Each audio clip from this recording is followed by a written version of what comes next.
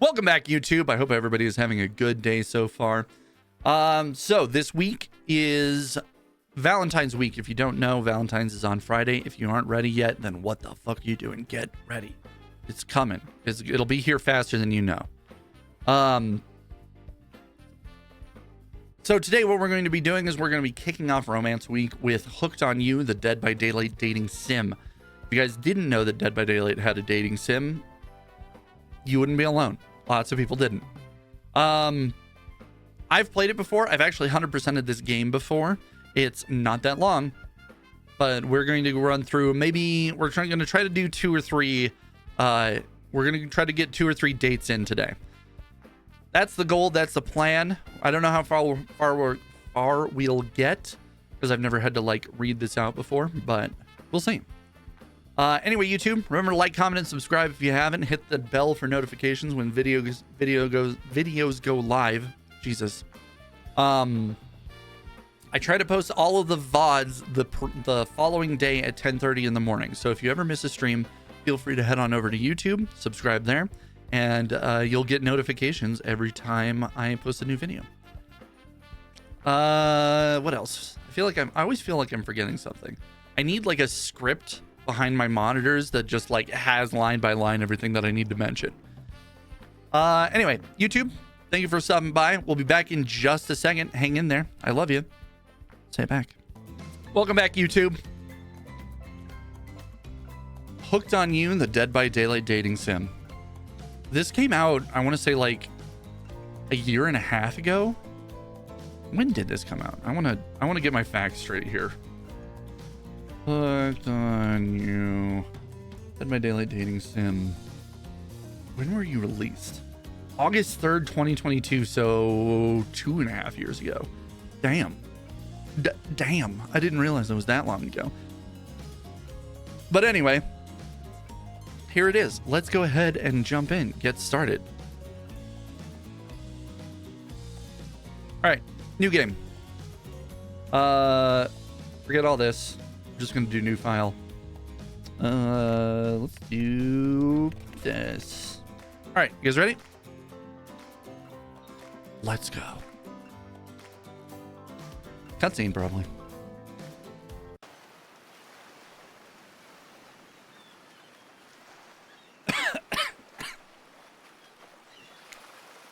You wake up on a beach, soaking wet, salt water stinging the inside of your throat, as if you'd nearly drowned. Water falls from your mouth as you open it up to gasp for air. You have no memory of how you got here. In fact, you can only remember your own name, but not where you came from or a single fact about your life. What you do know is that, despite the outrageous beauty of the landscape around you, you feel incredibly sick to your stomach. Wow, really went down the wrong pipe, huh? You need a minute, or can I go on? Because I can give you a minute. We've got plenty of time. Endless time, really. An eternity, if you catch my drift. Whoa, not now, Ocean. Sorry, Pythus. May I continue? Please go on. Okay, then, as I was... All right. As I was saying, you look down at your feet, ankle deep in the crystal blue water of a newly arrived wave. As the water recedes back into the ocean, it reveals a grotesque discovery. Oh, that's fine. A decomposing face stares at you from beneath the sand. All you can do is vomit, a stream of dark bile, bugs, worms, and other ick. Questions race through your mind. Where are you? How did you get here? Who's behind this incredibly charming and well-spoken voice in your head? However, answers don't come easy. Your mind is completely blank. What will you do? Run, close your eyes, dig up that face. Chat, what are we going to do? We're not going to wait for every decision, but this is the first decision of Romance Week, so I feel like I need your guys' input. I need you guys to help me out with some of these decisions.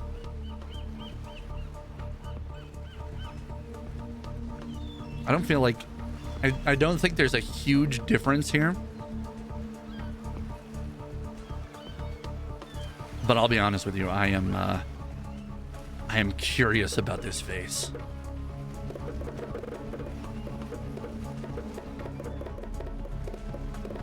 Let's dig up this face. Hell yeah, get some sand and dirt up in there. You brush the sand away from the half-buried human head and embedded in the ground before you. Bleh. Bleh. There's no body. It's just this head.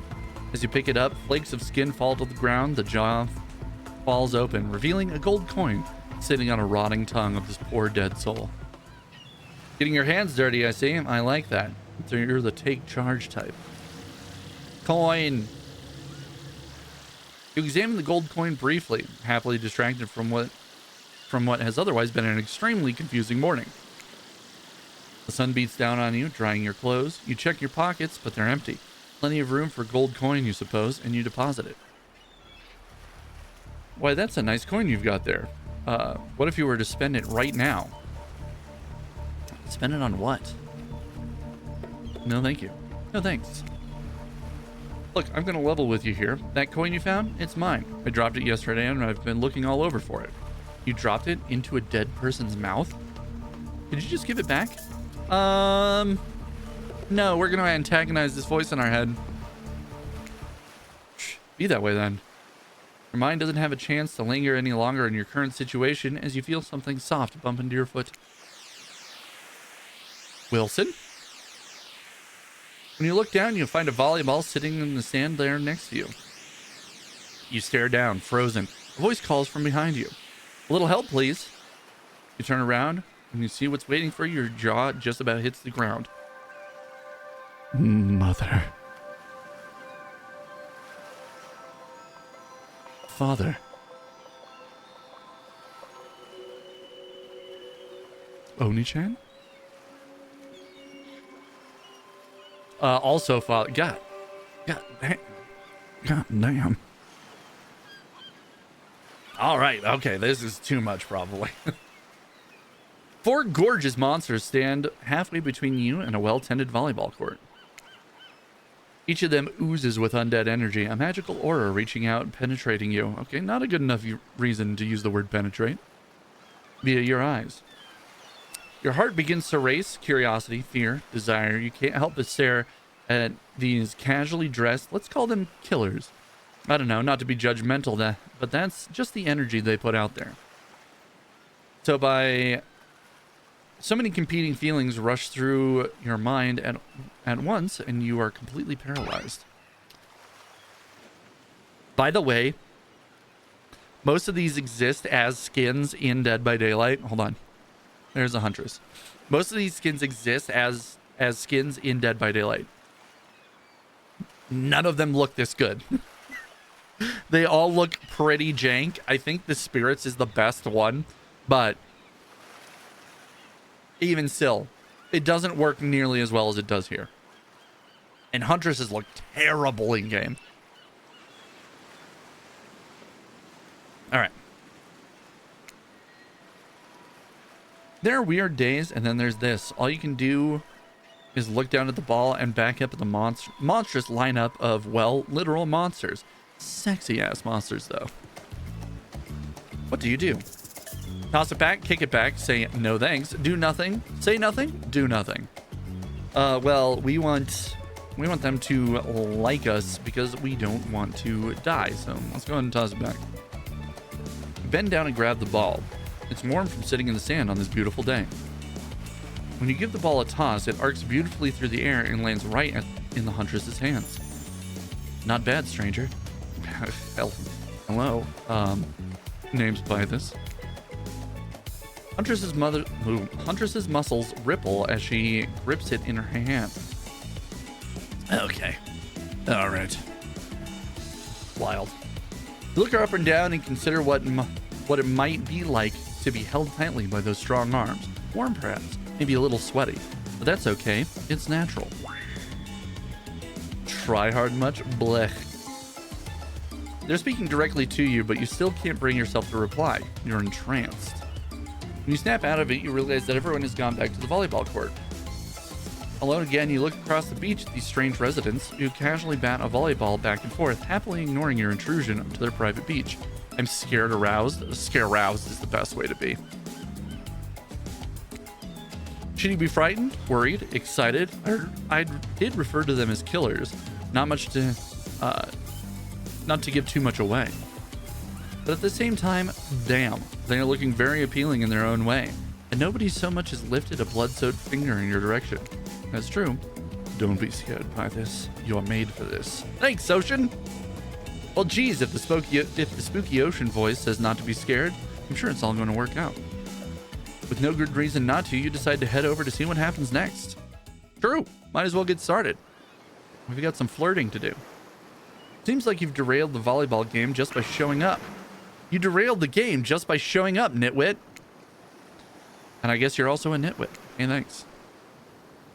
Look, it's best to just go with what Trapper says when he says it. That's a policy I hold for pretty much anyone who always seems to have fresh blood on their hands. I mean, that's true. Hey, don't worry about it. It's just a game. Existence. Existence, that is. She seems fun. Besides, you seem a lot more interesting than a silly game. What's your deal? What brings you here? The ocean, apparently. You mean you're here to do more than just distract from my total domination? Deep sigh. That was Wraith. The sigh means he was done with the game too. Either that or he saw a butterfly or something. Look, I don't care why this slack-jawed moron is here.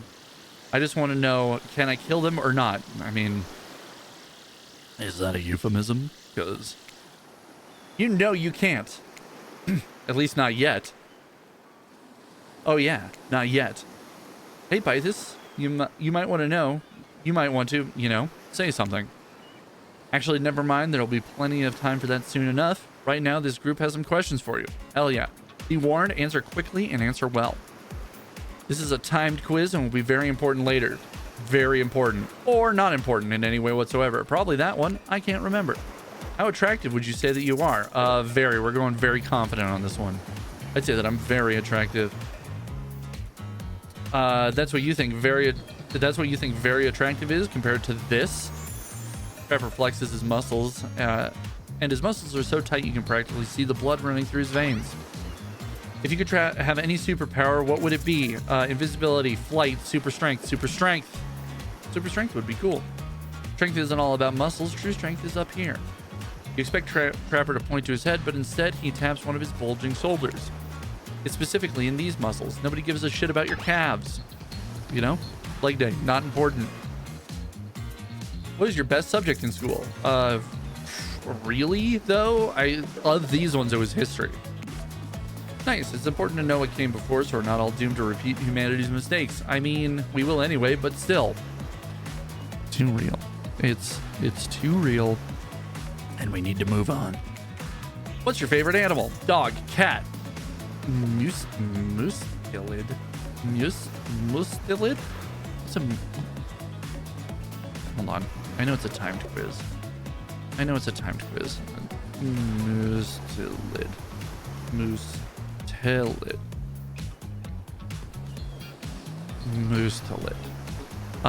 It's a kind of ferret or a weasel. All right. Ferrets. Thank you.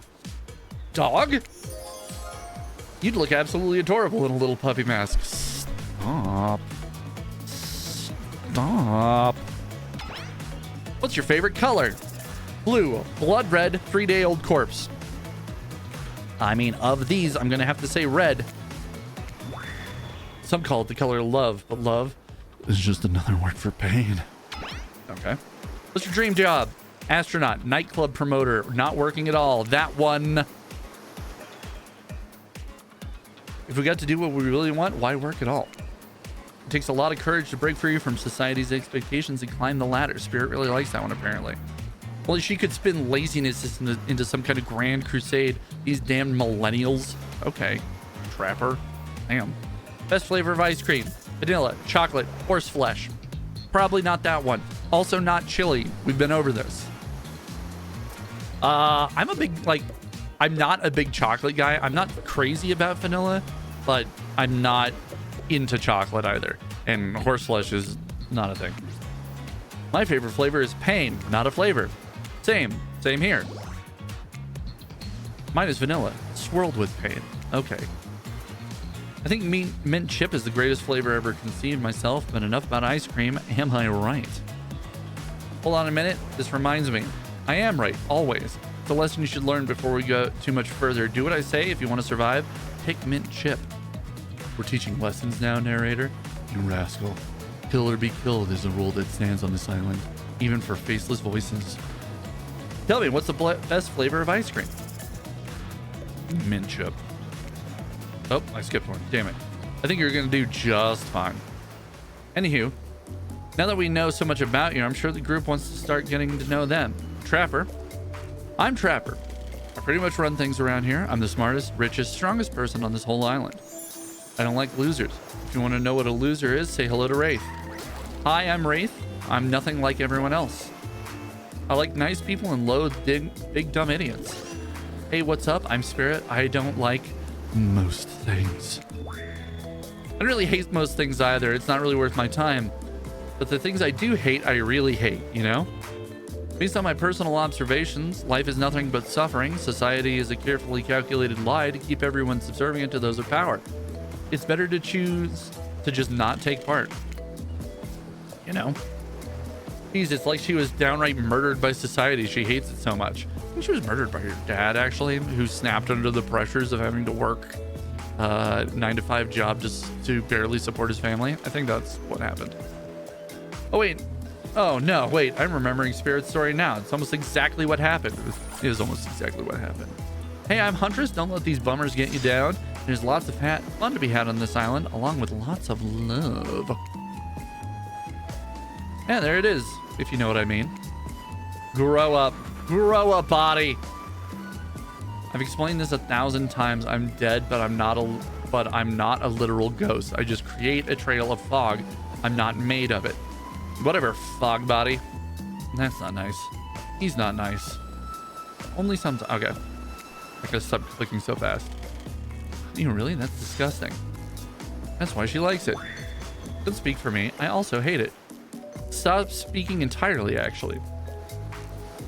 For the first time ever, I agree with Wraith. Let's move on. Let's move on. Otherwise, they'll do this all day. Besides, if I know this crew, and I do, no one will show off soon enough. If we're done playing, let's do something else instead.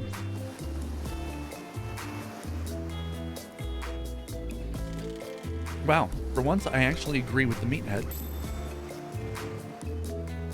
I say we go back to my yacht. It's a massive boat docked nearby. I'll give everyone a taste of true luxury and power. Wraith rolls his eyes. Don't mind him, he just hates fun and happiness. No, I hate the endless, desperate, soul-crushing pursuit of wealth. The way it's flaunted needlessly and the cruelty it engenders. It's too real. Look at his face. Look at Wraith's face right now. What about hanging out by the pool? I found the water calming, simply beautiful. Hey, what about our volleyball game? We can exercise and have some fun as a group. Are you all serious? There's a perfectly good lounge to chill out right here. I'm tired, and besides, I hate being in the sun. Where do you want to go? Okay, so I think this is one of the first decisions that actually matters as far as like endearing yourself to one person or the other. So who are we going after? We go to the yacht, that's Trapper. Volleyball game is Huntress. I forget what this one is. I think this is poolside, so that'd be Wraith. So this has got to be Spirit. I don't think you get locked into one decision or the other at this point. I think you can basically change up until the last possible second. So my instincts tell me to go for Huntress, but that's just because she's my main on Dead by Daylight. I kind of want to go for Trapper on this one. Because, God damn, look at this boy. Look at this lad. All right, let's go to the yacht. How about the yacht? Perfect. You obviously have a modicum of taste and good judgment. At least I hope you do. I guess we'll find out. Worst case, we'll find out how strong your bones are, how heavy you are to pick up and throw, and how fast your lifeless body sinks. Should be a pretty chill day regardless. Hold on. Look, it's Claudette. Claudette and Dwight. Just for one moment. This is Dwight and Claudette, our activity coordinators. They're also cooks, waiters, bartenders, janitors, and every other job. These skins in Dead by Daylight actually fucking slap. They're really good. They're the only help remaining on the island. This place we call Murder Island. Cue dramatic musical flourish. There it is. None of the others survived. Survived the interview process, I mean. Hence why we shall henceforth refer to them as survivors with capital S. These two have worked here a long time, so very long. I don't actually know how long it's been. Sorry, anyway, I should probably let Dwight and Claudette do their mandated jobs. They sure look happy, but they're vibrating with a nervous energy that is starting to give me the creeps.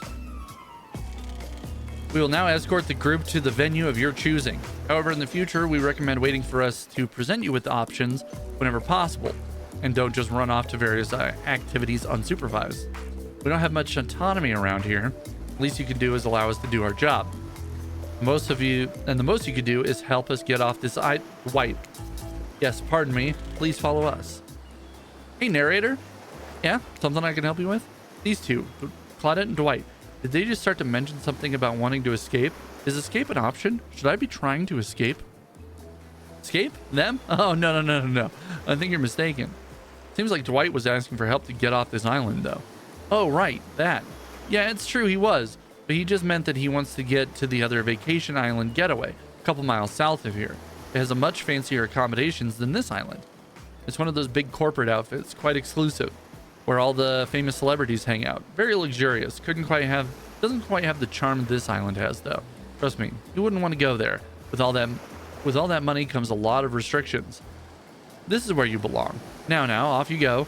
It's time for activity on this island. Our decisions matter, mostly, when I agree with them. Not like that other island. So what'll it be? Oh, we have to re-choose. Bam.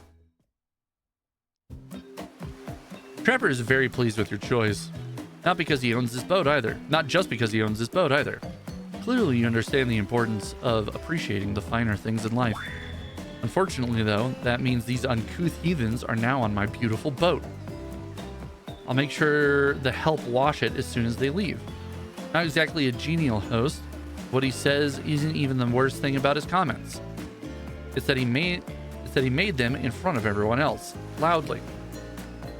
They're used to it at this point though, so it's time to get to the good stuff, eating. As a guest of honor, you can choose the appetizer. Here's the menu. What do you want to be served? You can't choose beef carpaccio, veggie hummus platter, something in, is that French? All right. What do you think the trapper would like? He seems like a beef kind of guy. He seems like he likes forward decision making. He likes people who know what they like. And he seems to be really big into protein. That's just a hunch. I'm getting that vibe. So,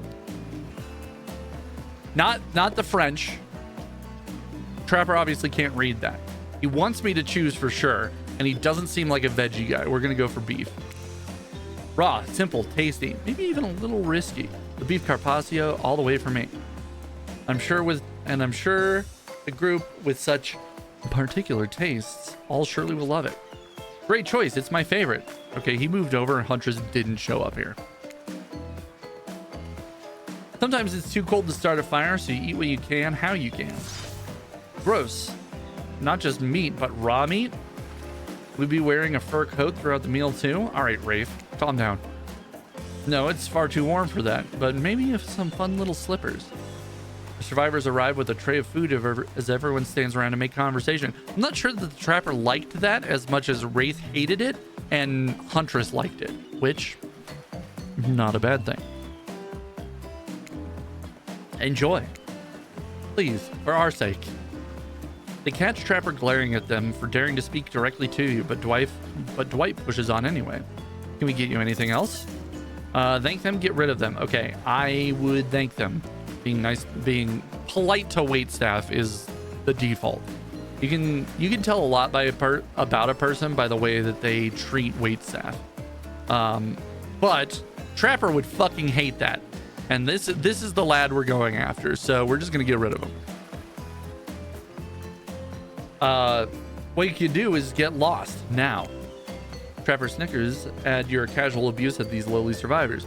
I guess when you've got a bunch of giant meat hooks shoved through your skin, you perform a special kind of relationship with pain.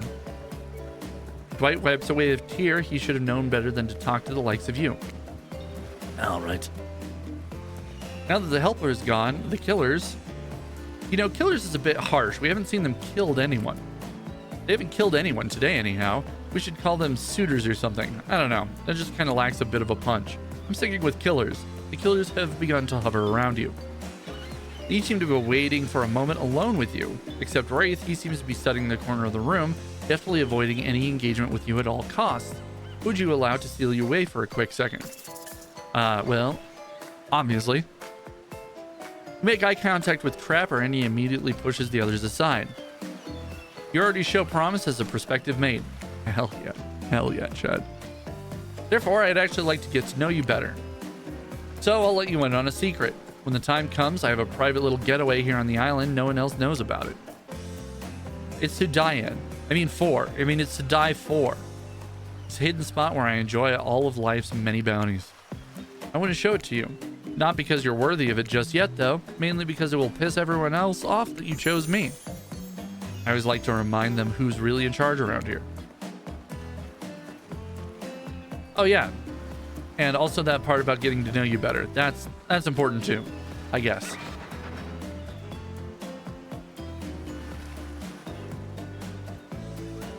Everyone put down your appetizers. I'm bored. And on my yacht, that's unacceptable.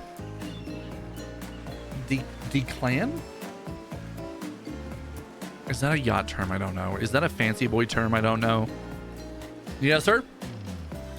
Prepare a libation, something that will impress our new guests. By the looks of them, it shouldn't take much. Clara, make sure we've got both boozy and non-alcoholic versions available. Everybody has to drink if they don't want. Nobody has to drink if they don't want to. I'm a killer, not an asshole. The clan? Carla? I thought their names were Dwight and Claudette. Oh, he just doesn't know their names. Declan? Declan, I guess. Who the hell are Dwight and Claudette? Hey, Daryl and Christina. You know those two? Maybe they work on that other island. You, Pythus, ready your mouth hole. All right. I don't like that. Wow, this guy really knows how to sell a drink. While undoubtedly crass, he does have a point. A minigame is incoming, and success or failure of your quest may well depend on the readiness of your mouth hole. Minigames consist of two parts. On top, a pointer which rotates in a clockwise direction, and on the bottom, a target you're going to be pointing at. Sometimes the target is immediately visible, sometimes it's hidden until the pointer arrives. Press the spacebar to stop the pointer over the target. Fail to land on the target, and you will lose. It's a skill check from Dead by Daylight. Who could have foreseen? To achieve perfect success, land on the start of the target area, not the end. Okay, ready to play? Would you like me to repeat that? No, we're good. Let's go. Away we go. Party never stops. Shots, shots, shots. Not bad. Perfect. Perfect. Oh, fucked it up. Bad. The whole amnesia thing is already a lot to take in without also pouring in drinks on top of it. It's not unexpected that you didn't perform perfectly. Luckily for you, my desire for perfection is only matched by my enjoyment of watching losers fail publicly. But don't expect luck to get you through this forever. Overwhelmed by the afternoon's activities, you feel yourself spinning out of control. Was it the drinks? Was it the pressure to perform? The rocking of the ship? Smartly, you pound a pitcher of water before everything goes dark around you. And it turns out a quick nap is just what you needed. When you come to, Dwight and Claudette are somehow already back on shore waving at the boat. I'm pretty sure that means it's time to head back and leave this yacht behind. It's a shame too. Trapper planned to serve live monkey brains as an entree. I read that sentence and my brain rejected it outright. Seemed like the next activity is mealtime? How quaint. You're expecting what? Capture the flag? Do you know how complicated it is to run a game like that? Much more so than sitting and talking. You arrive at the cookout area to find an assortment of picnic tables scattered around. What were you expecting? Some kind of grand hall with a huge banquet table?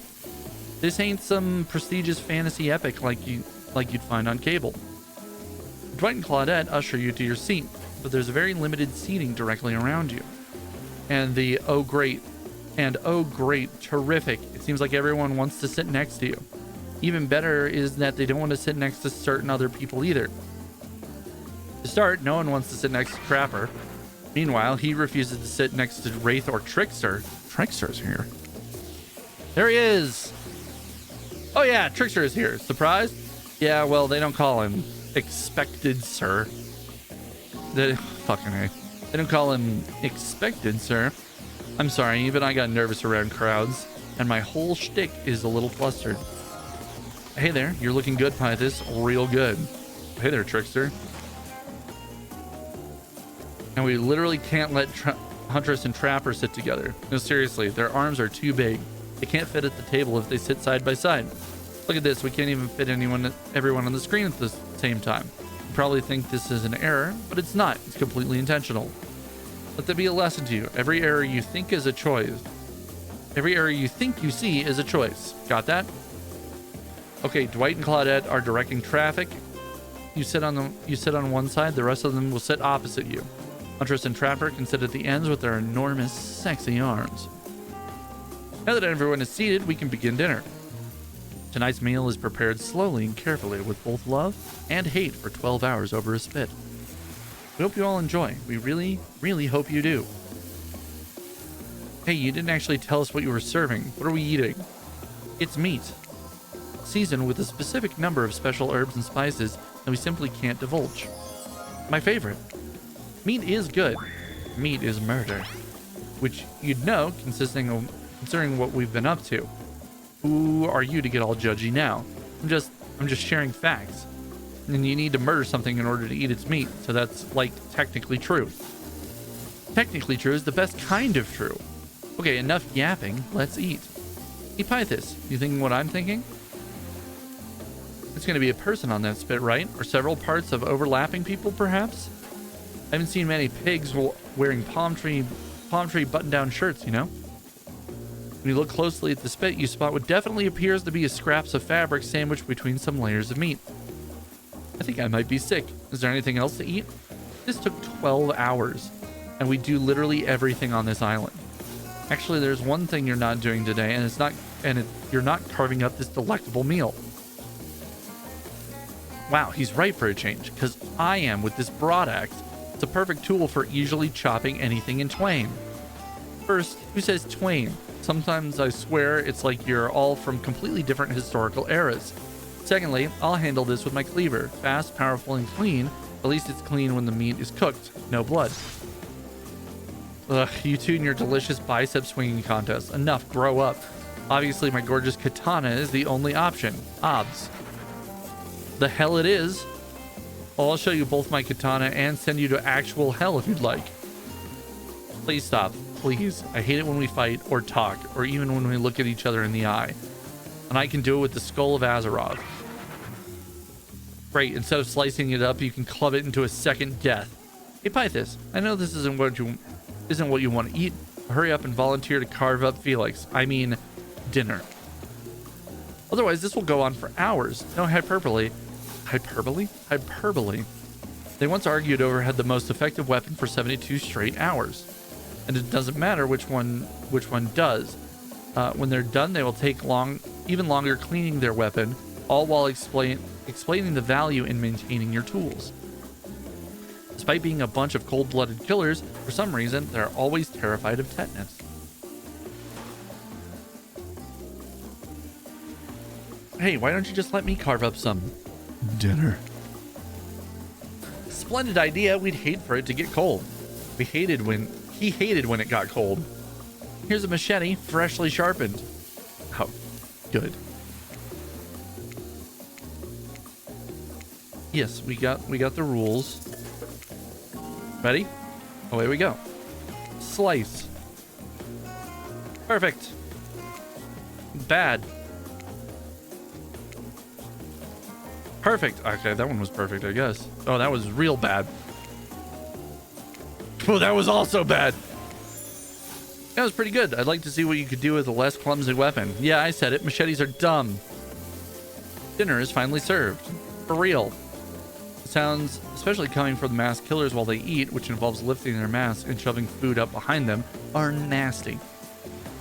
Spirit, meanwhile, doesn't even eat. She's the only one who seems to be really embracing being dead. They're all dead, right? This is obviously hell, I mean. Come on, still trying to be mysterious here? You think mystery comes easy? Claudette and Dwight aren't the only ones who've been working their asses off to make this place perfect. Well, at least they're lifting their masks. It's only 99% as disgusting as it could be if they tried to mash stuff through there. Spirit, why aren't you hungry? The two best things about being dead is not having to eat. That's only one thing. Think about it, Pythus. Number two. No number two. One less thing to think about in the afterlife. Even if I wanted to eat, I had no idea what would actually follow. You might have noticed, but I'm mostly just a bunch of dismembered body parts floating in a spectral form. You see how deep this cut on my abdomen is? I don't think my digestive tract connects anymore. Between the food and the behavior of this group, this might be the worst meal in history. But even worse, they're all staring at you. They're not eating. They don't like... Oh, you're not eating. They don't like that. I think they might want an explanation why. What do you want to tell them? This is gross. I'm sorry. Look at that seagull. I feel like I'm sorry is a very wraith and spirit answer. This is gross is probably going to turn both of these two off. I don't think anybody would like this is gross. No, I think wraith would like this is gross. I think spirit would like I'm sorry. And I think look at that seagull is going to get Huntress and Trapper off my case. We're going for Trapper on this one, so I think I'm just gonna go seagull. Wow, have you ever see a seagull that big? I haven't. It's incredible. Anyway, what were we talking about? Lame misdirect. Yeah, she's right, Pythus. This is pretty lame. Own who you are, never compromise. Didn't you wash up on this island with no memory of who you are or how you got here? Yes, you did, poor thing. I have no idea the last time you have no idea the last time you ate a real meal. And you've been standing in the sun. But the seagull. Oh, you just made a lot of good points. I swear. You're beginning to feel lightheaded. It waved at me. Maybe you need to eat. Maybe you need to eat to survive here. Either that or someone poisoned you. No, wait, you haven't eaten. So you can't be poisoned. Whatever the answer, you're clearly about to pass out. Oh, hey, it's me again. Your friend, mentor, and guide, narrator to the narrator, the ocean. Not sure how I feel about that characterization, but I'll allow it. I brought you here. I might be the only one who can help you now. There's only one thing you must do to survive. You have to figure out why you're really here. No one can tell you, not unless you follow the right path, or at least a right path. There's too many of those to count. Hopefully you pick at least one of them. Because there are even more wrong paths. Many of them lead to your demise. Others lead to something even worse. Starting scene's over and having to fast forward back to where you were. Am I right? For this place holds many secrets, even from itself. But the one that truly matters can only be learned if you answer the most important question. Why are you here? Why are you here? Answer that and you'll learn the truth. The ultimate truth. Vague. Mysterious. Gotta give it up to this ocean character. That's some quality early game storytelling. Hold on, I'm back. One more piece of advice. You've made many choices by now. Some of them I liked, some of them I did not. But it's your best interest to make more choices that I like. Okay, so the seagull was obviously not the one, you know? Obviously not the correct path. You wake up to find Trapper holding your limp body, gingerly pouring cool water into your mouth. Hell yeah, I do. You had me worried there, passing out like that. I thought maybe you died. That would have been terrible. Nobody dies on this island without me killing them. You hear that? Nobody. Thanks, I guess? Don't mention it. I mean that. Don't mention it. Someone might think I care for you. That can't happen. I've got a reputation to uphold. I'm starting to understand, I think. When you went down, it looked like you hit your head on the edge of the table. If it were me, the table would have been the one to crack open. I'm sure it really hurt you, though. I figured the ocean air might help wake you up, and I brought you down by the water. That's really thoughtful of you. What, a magnificently muscular, wealthy, artistically gifted Adonis can't also be thoughtful? Don't answer that. Because it's obvious. Adonis was a pussy. Killed by a boar? Get out of here with that garbage. Was Adonis killed by a boar? I do find myself in an unusual position, though. Despite the overwhelming probability that I'll eventually find myself standing over your lifeless corpse, I don't want you dead just yet, so I'm here to talk to you like a regular human person. And right now, I'm worried that I might be coming off a bit too forceful. You know, my mere presence can be intimidating. But I don't want you to get the wrong impression about me or how I feel about you. So I'll just put it out there. I might possibly like you. I can't say that about everyone or really anyone else on the island. We're so fucking in, chat. We're in there. We're getting it. There's something different about you. You aren't like the others. Henceforth, I think it's time I shared something with you that I haven't shared with anyone in a long time. It's a big part of who I am. I think you're ready for it. You watch as Trapper reaches into his singlet and pulls out some sort of slight rolled up scroll of paper. He grips it firmly in his hand. It's one of my sketches. I don't know if you know this, but I love to draw. The arts have always been a passion of mine. Would you like to see it? Hell yeah, brother. Yes, I'd love to. I'm so excited you're ready to share this with me. The Trapper does not unroll the paper and show it to you. He simply stares at you, watches your smile soften and fade, and he stares at you. The longer he stares at you, the closer he seems to get. What an interesting response. Thanks, I hope? Trapper looks at you, a piercing look even through his mask. He smirks, but it's not clear why. Then he turns and leaves. Just as things are really heating up, you hear a flurry of footsteps behind you and quickly spin around, ready to fend off whatever new danger has popped up on the strange island. Only to find that it's Dwight and Claudette sprinting across the beach, clipboards in hand, which are waving in the air above their heads. It's very important that we stick to the itinerary and attend to each event as scheduled. Yes, Aphrodite dreamt of Adonis' death and he ignored it and got owned by a bear. But by a boar sent out by Artemis to punish his arrogance. I mean, yeah, fair enough. I'll come up. Playing sick for cute flirt points was not part of the evening's activities. That's strictly slotted in for after campfire story time. At this rate, we'll be late. Playing sick? No, I was no time for excuses. Well, there is, but it's scheduled for after what comes after the flirting. God, some of these sentences, man. Once everyone is gathered at the fire pit, Dwight and Claudette quickly make an announcement. We're not going to blame anyone in particular, but someone, and we're not going to say who, so don't worry you, hasn't been sticking to the schedule. That means we're behind on time for evening activities, and we'll only have time for one person to share their special, spooky nighttime story. Just one story, but story time is my favorite activity. It's a narrative-heavy experience. You're telling us the only one person gets to share? Who will decide who? Oh great, we have to decide as a group? This never goes well. Whoever did this step up, I swear I won't be angry. I'll merely chop your head clean off. No fuss, no muss. Voice trembling, you realize this is probably it for you, but you embrace your fate. Sorry everyone, I think they're talking about me. To be honest, I still don't understand how this whole schedule thing works. I guess I lost track of time while I passed out. Been there before. Even though it's taking some pressure off me, which is an absolute dream come true, is it really fair to pick on the newbie? Seriously, has anything here ever happened on schedule even once? Damn it, Donald, if you try to flex that authority gimmick one more time, so help me, I'll snap your head clean off. And then I'll drown you in his blood, Cynthia. Fuss and muss are back on. You two know I love to hack, slash, and slice. We all know you love to kill. That's all you talk about. Nobody named any names? Who even knows any names? Not us. I announced my name. Who's Donald? Who's Dwight? I don't even know anymore. Call me nobody. We still got to get this started on story time, so... Pythus, who do you think you should go? Ah, damn it, that's a name. Please pick somebody quickly so that this tropical vacation doesn't turn into a bloodbath. Well, we know who we're gonna pick. Boop. I choose you, Trapper, like a Pokemon. Whoa, this entire experience is being carefully crafted to avoid an IP infringement lawsuit. Let's be careful with the catchphrases, will you? Yeah, that's fair.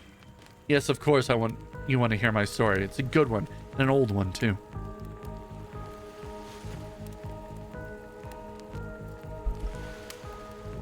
It feels like I'm going to be going through a lot of water this week. This is an infamous tale about two young friends from my hometown. Best buds who did everything and anything together. Fish, hunt, fight, skip rocks, climb the tallest trees, climb the highest peaks. The more dangerous something was, the more they wanted to do it. But everything changed one day when the slightly older friend asked the favor of the other. My father doesn't want me to go out with you anymore. He doesn't want me going out with you anymore. He said we're dangerous together. We take risks we shouldn't, and if I keep hanging out with you, he says one day I'm going to get hurt. Do you think you could come by and tell my dad we'll be careful so we can still be friends? Of course, said the other friend, who was always eager to please his best mate. So the two went to the concerned father, who puffed away his pipe as he listened to every promise his son's pal made about being more cautious. When the slightly younger and slightly smaller boy finished, his friend's father responded, stone-faced, "No, sorry. This is best for both of you. I don't want my son hanging out with you anymore, and that's that." The young boy was so crestfallen he left immediately.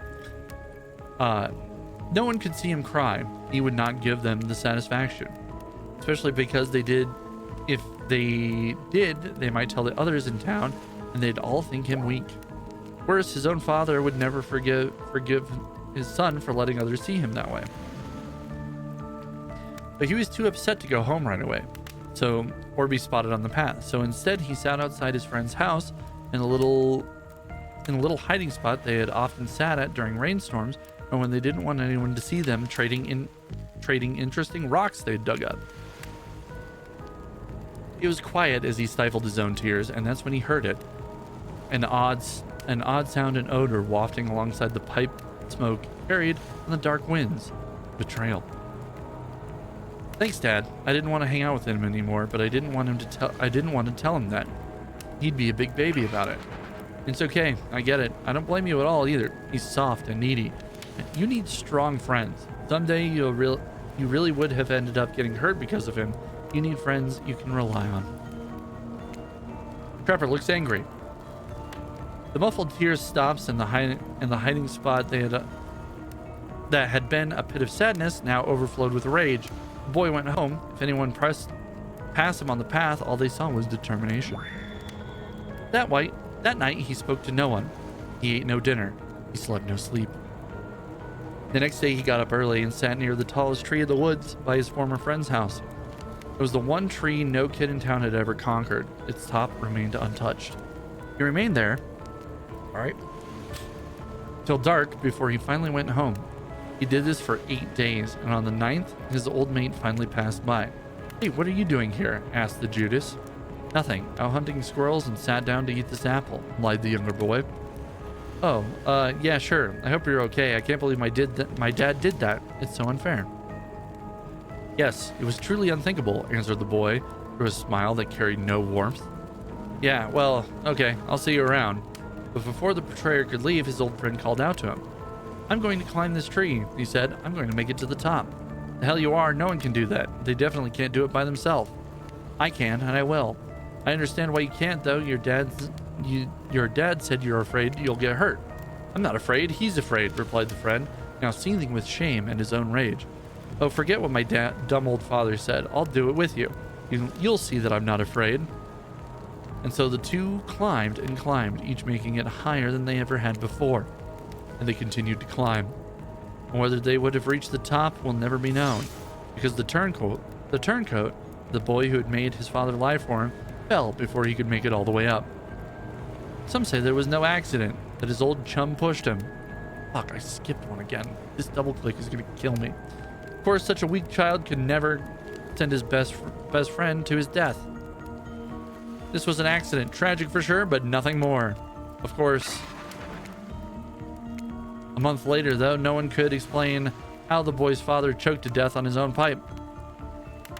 Yeah, definitely a good call staying quiet after that. Silence really is the best at a time like this. Shit. What about you, Pythus?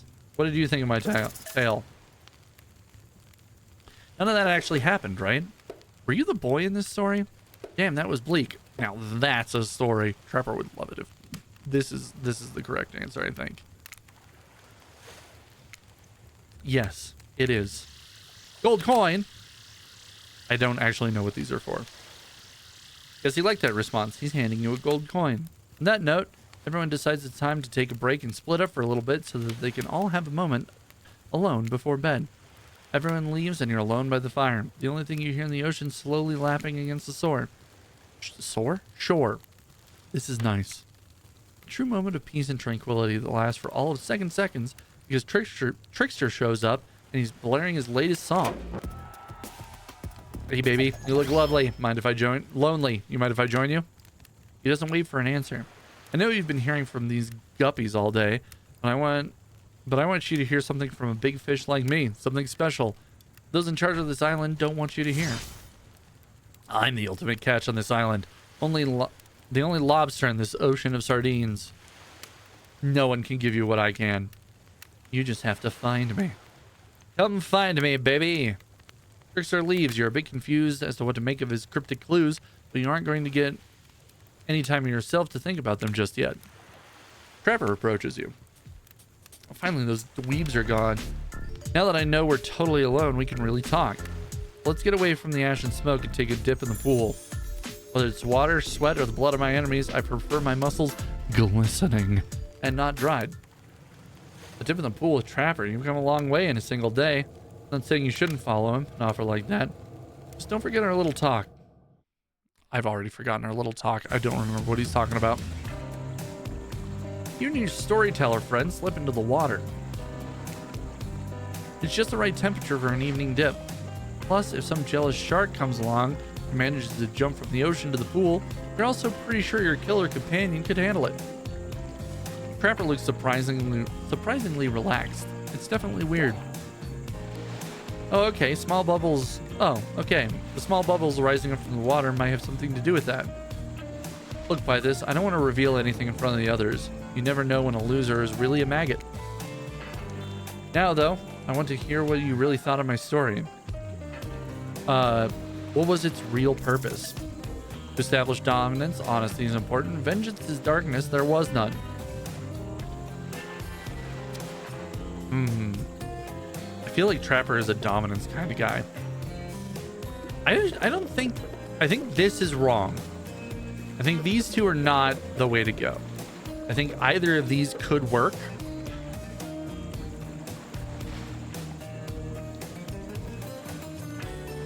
Actually, I think honesty is important is going to be, maybe not. I feel like if we pick this to establish dominance, he's just going to say that he had dominance the entire time. That he didn't need to establish it, he already had it. So, honesty? I'm going to try honesty.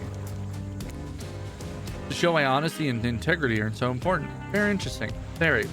Pepper stares at you for way too long. It almost looks like he cracks the barest of smiles. But then more small bubbles appear in the water. He's still staring. He stares for such a long time it becomes quite romantic. And then, as it keeps going on, it becomes downright horrifying. A chill runs down your spine. Finally, Dwight and Claudette show up and say everyone is reconvening at the fire pit. How dare you interrupt me? I mean us. No, wait, me. I meant me. Trapper throws his cleaver at Dwight and Claudette's feet.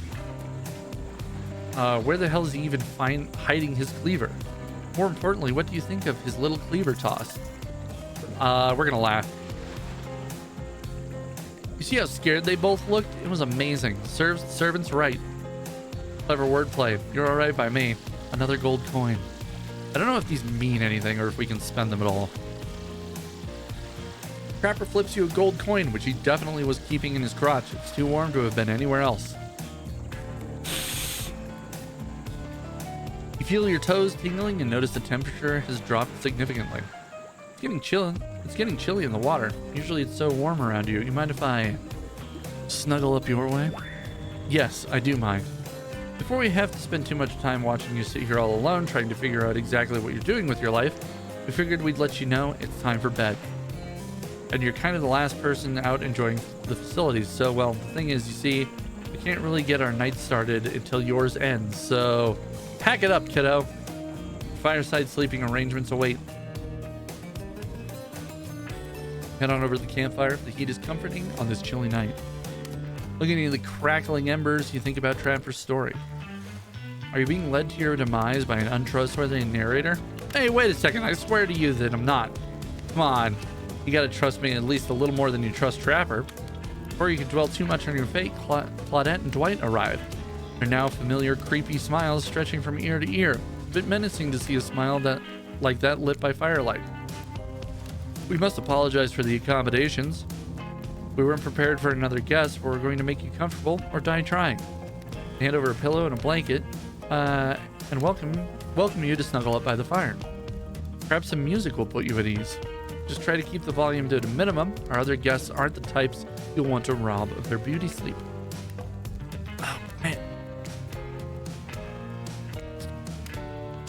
This year's upcoming is a special minigame, perfect for the less coordinated, because there's no winning or losing. Well, not technically. Whenever the pointer stops, that's your result. Suppose if it doesn't stop where you want it to, that's a bit like losing, but no one has to know if you don't tell them. Ready to play? Or would you like me to repeat that? Let's fucking go. Anyway, here we go. As you relax, you look into the fire. The radio begins to fuzz and flicker. You examine it and decide that you might adjust the dial to fix it. Okay, I don't have any idea what any of these are, so 98.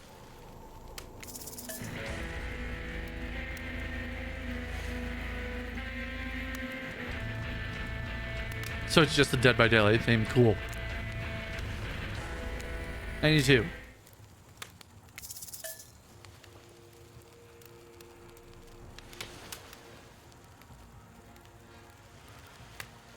I hear something, but it's fairly audible. Oh, is this the clown's theme? It is, but it's like really soft. Now join me on a stroll down memory lane.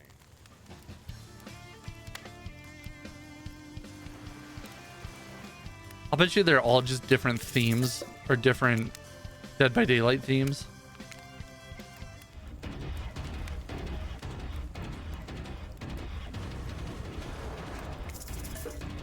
I don't remember what a lot of these are.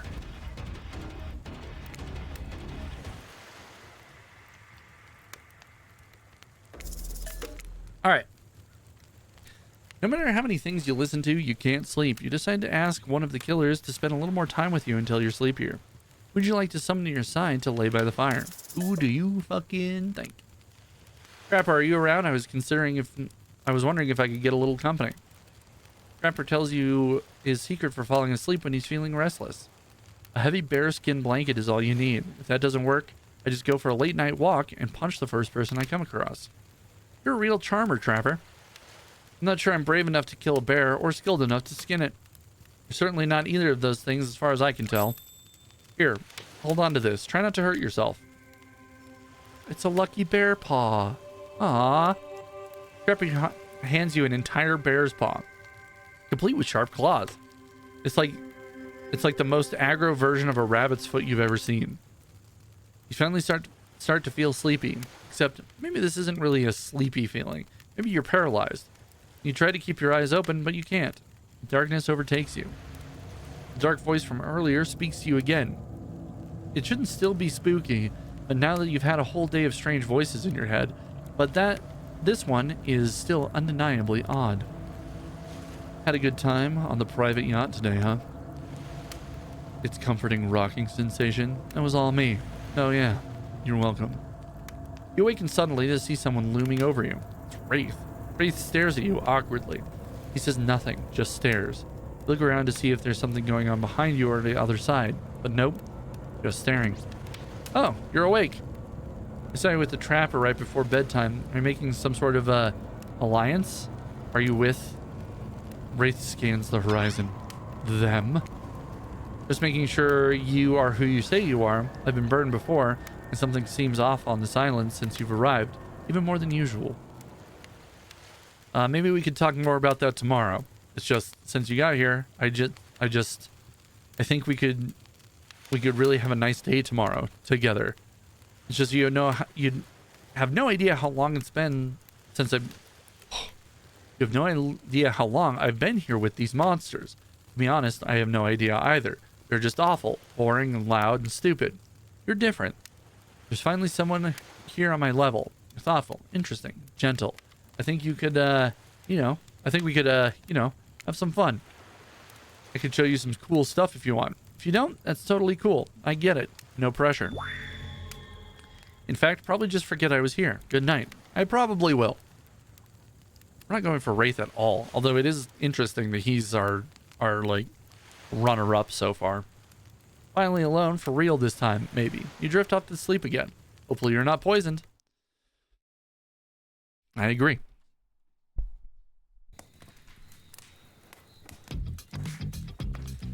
Wait a second. Where are we? Oh, this isn't... Oh, geez. It is. One of those reality show confessional rooms where all the contestants talk directly to the camera.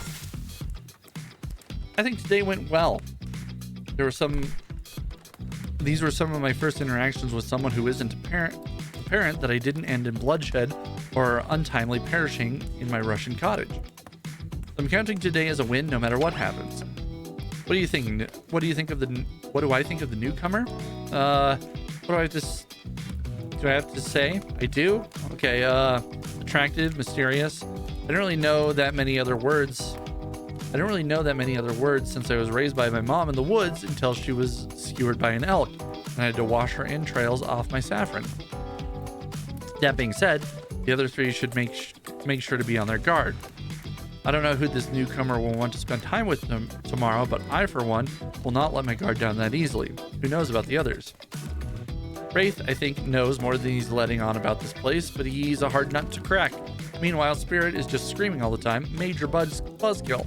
And Trapper, oof, where do I even begin with Trapper? He's buff, sure, but daddy issues much? Sheesh. Look, I don't need anyone. I've been perfectly fine on my own since my mother died. I eat a fine diet of raw deer, bear, and human. I'm as fit as a fiddle. That being said, something about this newcomer makes me think that I might be missing out on some huge part of this thing called life. The Trapper. If I'm being honest, I want to kill just about every person I meet within a minute of meeting them. Even the few people I can tolerate, I want to see suffer for a long time before I kill them. But this person, for some reason, I would like them to continue living for now. One false step and, well, everyone calls me Trapper for a reason. They better call me Trapper. I swear, if I watch this later and you list me as Evan, I'm going to kill the Iron guy? I don't really care. This island is full of people who don't really like me, so what's one more? I don't want to get distracted from my plan anyways. I think I learned a lot about myself. I always thought I was doomed to be alone for eternity. Only my creeping desire for revenge keeping me company. And now I know it. Okay, so we're not doing well with Wraith or Spirit. Hunter seems okay with this. You open your eyes, the sun is shining, there's a cloud. There's not a cloud in the sky. Yeah, there is. They're right there. You can see them. And you feel great, totally well rested. You're not even suspicious of the fact that you fell asleep by the campfire and woke up several yards down the beach. Wait, are you on a vacation? Was yesterday nothing more than a strange dream? No, not a dream. You really are here for another day. Why? I have no idea. You're obviously a weirdo. Speaking of weirdos, I see the rest of the gang is hanging out on the beach. This is definitely not a dream. I wouldn't rule out a nightmare just yet, though. At least they make for a sexy bunch, no? You talk about sexy, here comes Trickster carrying coffee. Morning, beautiful. I thought you might like a nice cup of Joe to start off this incredible day off right. Oh, that looks fine. Trickster seems suspiciously delightful. Or suspiciously cheerful. I'm sure there's nothing nefarious behind his joyful demeanor, though. Everyone knows musicians are morning people. I also want to wish you luck. Today is an important one. My only regret is that I won't be a bigger part of it. Budgeting issues. Also, I'm just swamped with engagements, especially on the other island. Trickster winks at you. If you want to ask him how to reach the other island, now's the time. Never mind, he left. At least he brought me a cup of... No, wait, don't drink that. What the hell was that? They call him They don't call him Trickster because he's good on a skateboard. And he definitely didn't get that name because he brings people drinks so that they can have a good morning. That was also definitely not coffee, and I don't want anyone casually poisoning, imprisoning, and torturing you yet. This is supposed to be a tropical paradise. The type of place you'd give a 5 out of 5, 10 out of 10, 2 thumbs up review to, and not an internal prison of pain. Please make sure to leave a review. It really helps with the algorithms.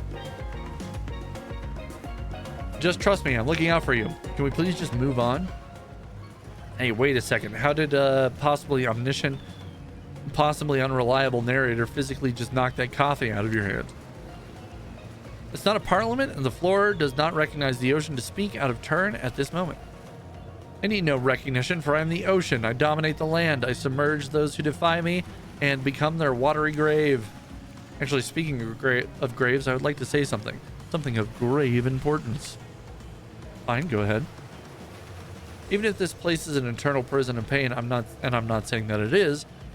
Even a place of extreme horror can still receive a 5 out of 5, 10 out of 10 thumbs up review if it was crafted with love and or that's the type of thing you're into. You know, the ocean was right. A lot of hard work goes into a place like this. Really should judge it on the artist's intent, and whatever impossible, start from the mindset of giving them the benefit of the doubt. Constructing these elaborate simulations, vacations, is not an easy thing to do. Sometimes there are some small bugs and inconsistencies, and that's just the nature of the process. Perfection is overrated. The universe is filled with mysteries. Why does it feel like they're really pushing for a higher rank on Steam? About to celebrate those who venture to bare their souls as part of a creative process with the ultimate intent of making things for our enjoyment, not be overly critical of them. Are you two just trying to sell me in this place actually being good? You don't have to say it like that, especially after I saved you from that poorly made cup of coffee. Sorry, we should have been here 5 minutes ago. They always do this on the second morning. Sad, really. Even if they do make some great points. Oh, sure, they make great points. I agree. Can we please move on? Yes, of course. Apologies by this. Last few minutes aside, have you been enjoying your time here on the island? Yes, I've been having a lovely time. If I were to summarize my time here, I'd call it a lovely time. Oh, lovely. We love to hear that, because it isn't that what this place is all about? Finding love? No. Shut up, Dwight. You'll get us killed again and again and again. We do need to ask you one more question, though. Well, I decide on our rights to say anything negative about this place. Would you please sign this non-disparagement agreement?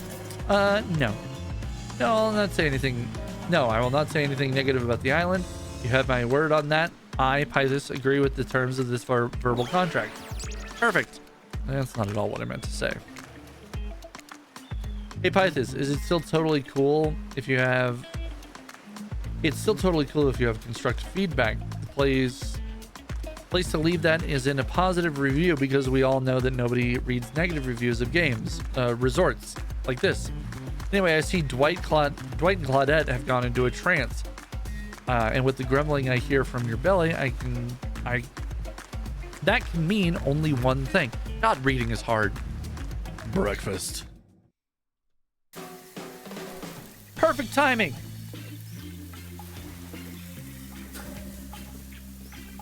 Hey, have you guys ever done like 2 hours of straight talking before?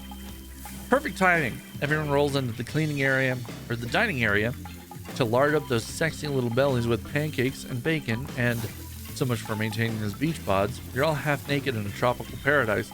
When you at least get some strawberries here, a yogurt, magic powers will only get you so far. Even killers watch their sodium intake. You should take your plate and sit down, thinking about yesterday and the whirlwind of feelings you experienced. Danger, dread, disorientation. It was like going through puberty again, except all in one day on a beautiful and mysterious island. Looks like you're not the only one doing some introspection, though. Trapper stalks up to talk about how his day went, in case anyone was wondering. Personally, I wasn't. You might be the only person on this island I don't hate. This confuses me, but in a good way? I don't know exactly. Weird. Usually the only thing that makes me happy is watching someone fall into a pit. You didn't fall into a pit yet, and yet I'm not upset by this fact. Oh, that was bizarre. Back to your breakfast. Nope. Now Huntress stops in to talk about her feelings. At this point, anything good could happen. I'm open to all possibilities that this strange island has in store. How open-minded. Well, that surely must be it. No one else would weirdly stand up during breakfast to just like that, and here comes Spirit. If I look especially well rested this morning, it's not because I slept well. As you know, I'm much too dedicated to finding revenge to ever sleep again. Because you all left me alone yesterday, but because you all really left me alone yesterday to be my best non-constantly annoying self, and thank you for that. Now, if you don't mind, I'm going back to quietly resenting being trapped here with you all, while looking super cute doing so. Guessing Wraith has had enough time to work up the courage to speak in front of the group. Ah, perfect. There he is. Take us home, Wraith. I'm glad the introduction of Pythis to our island paradise, and yeah, that was in quotations, didn't distract me from my normal routine, ignoring you all and vice versa. This place is an eternal prison of suspicion and suffering, and no one cares. I'm still the only one asking any questions. I'm asking a question too. It's, when will Wraith shut up? And now they're all looking at you expectantly. Wait, are you supposed to stand up and explain how yesterday made you feel? I think I need to process everything by myself. I'll see you all soon. Damn, what a power play. Keep them wanting more. You're getting good at this game. Sexy, true-to-life experience. Jamie didn't get to eat any breakfast, but so be it. God, we haven't eaten anything. 2 days. After breakfast, you head to the hot tub by yourself to clear your head. Yesterday it was, in short, a lot. Before you get there, there's something catches your attention. You hear that? Who are you addressing? Me? Well, yeah, I guess. That's okay, right? You know, I might be pursuing a relationship with one of these 4 fine killers, but it feels like the person I'm getting to know the most is you, narrator. It's only okay in so much as it serves to illustrate that you've just lost your mind, seeing how I'm not real at all. Yeah, I heard it this time. I think it's coming from behind the pool shed. No, stick it in there. A little more. Oh yeah, that's it. Yes. Dwight? How does that feel? Intense. Nice. Yeah, that feels right. This is uncomfortable. Now I want you to take that and put it right. Yeah, you know what I'm talking about. Just like that. Exactly like that. I swear I had no idea these two even do whatever it is they're doing. I'm afraid to look. Please say something so that they know you're close by and can hear everything. Oh wow.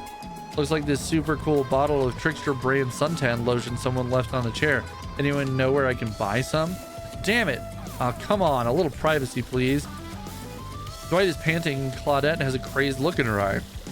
Sorry, I didn't know how else to let you know I was here, and that I could hear you, well, you know. No, what? What do you think we were doing? You were doing, I don't know exactly what you were doing, but it sounded like, fun? You think 2 people trying to find new ways to kill each other in a desperate search to make their own death permanent is fun? Whoopsies.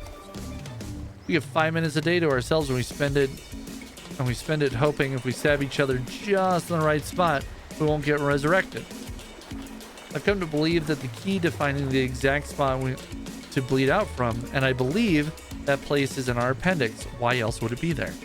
Good point. Actually, did you actually think we were me and him? Dwight? I don't think, you don't have to laugh that hard. They get it. My life is a nightmare, and yet somehow it's never been worse than right now. Let's go, lover boy. I noted all our entry wounds, and our 5 minutes is up anyway. Good luck, Pythis. You're going to need it. And hey, if you figure out how to escape this island, please make sure your ghost tells us how. That was both a tragedy and a comedy. A cragomedy. Shut up, I like it. Anyway, where were we? Oh yeah. You're heading to the hot tub by yourself to clear your head. Yesterday was, in short, a lot. So far today has been exhausting too. But you're dedicated to achieving a true, centered sense of calm. No drama, no bullshit, just soaking up the sun in a heated pool. Today, you're on a date with you. No, I like that. I want to be on a date with me. Who wants to make the first move? And aside from that disturbing thought, all is going to plan until a shadow blocks your precious sun. A spiky tipped like a palm tree is bending over to screw with you. But it's no tree at all. It's... Hey, babe.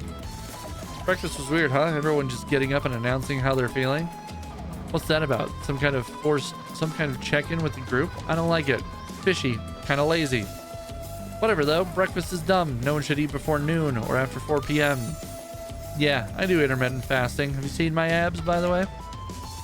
Maybe you can see them later, my private stage on the other island. You know, IP Island, where all the Hollywood celebrities come to hang out. If you play your cards right, I can give you a private show. Catch you around. His abs are pretty amazing. You gotta give him that. And the blow-up bat, threatening but adorable. Makes for an interesting silhouette, genius design. He's a psychopath, just like the rest of them. You don't gotta give him anything. We're not best friends. Just because we had a little talk about doing a little talking, it's not an invitation to go smashing the fourth wall every 5 seconds. Okay, now that that guy is gone and we've got some ground rules established that we're definitely going to abide by, it's time to lay back, get some deep, slow breaths, and nope, another shadow. These people will not leave you alone. Let's see who it is this time. Trapper? Of course it's Trapper. You two have gotten pretty cozy. You should definitely come with me. Obviously, remember, I have a beautiful little spot with all the delightful trappings of island life. I also have some actual traps. To play your cards right, I'll warn you about them first.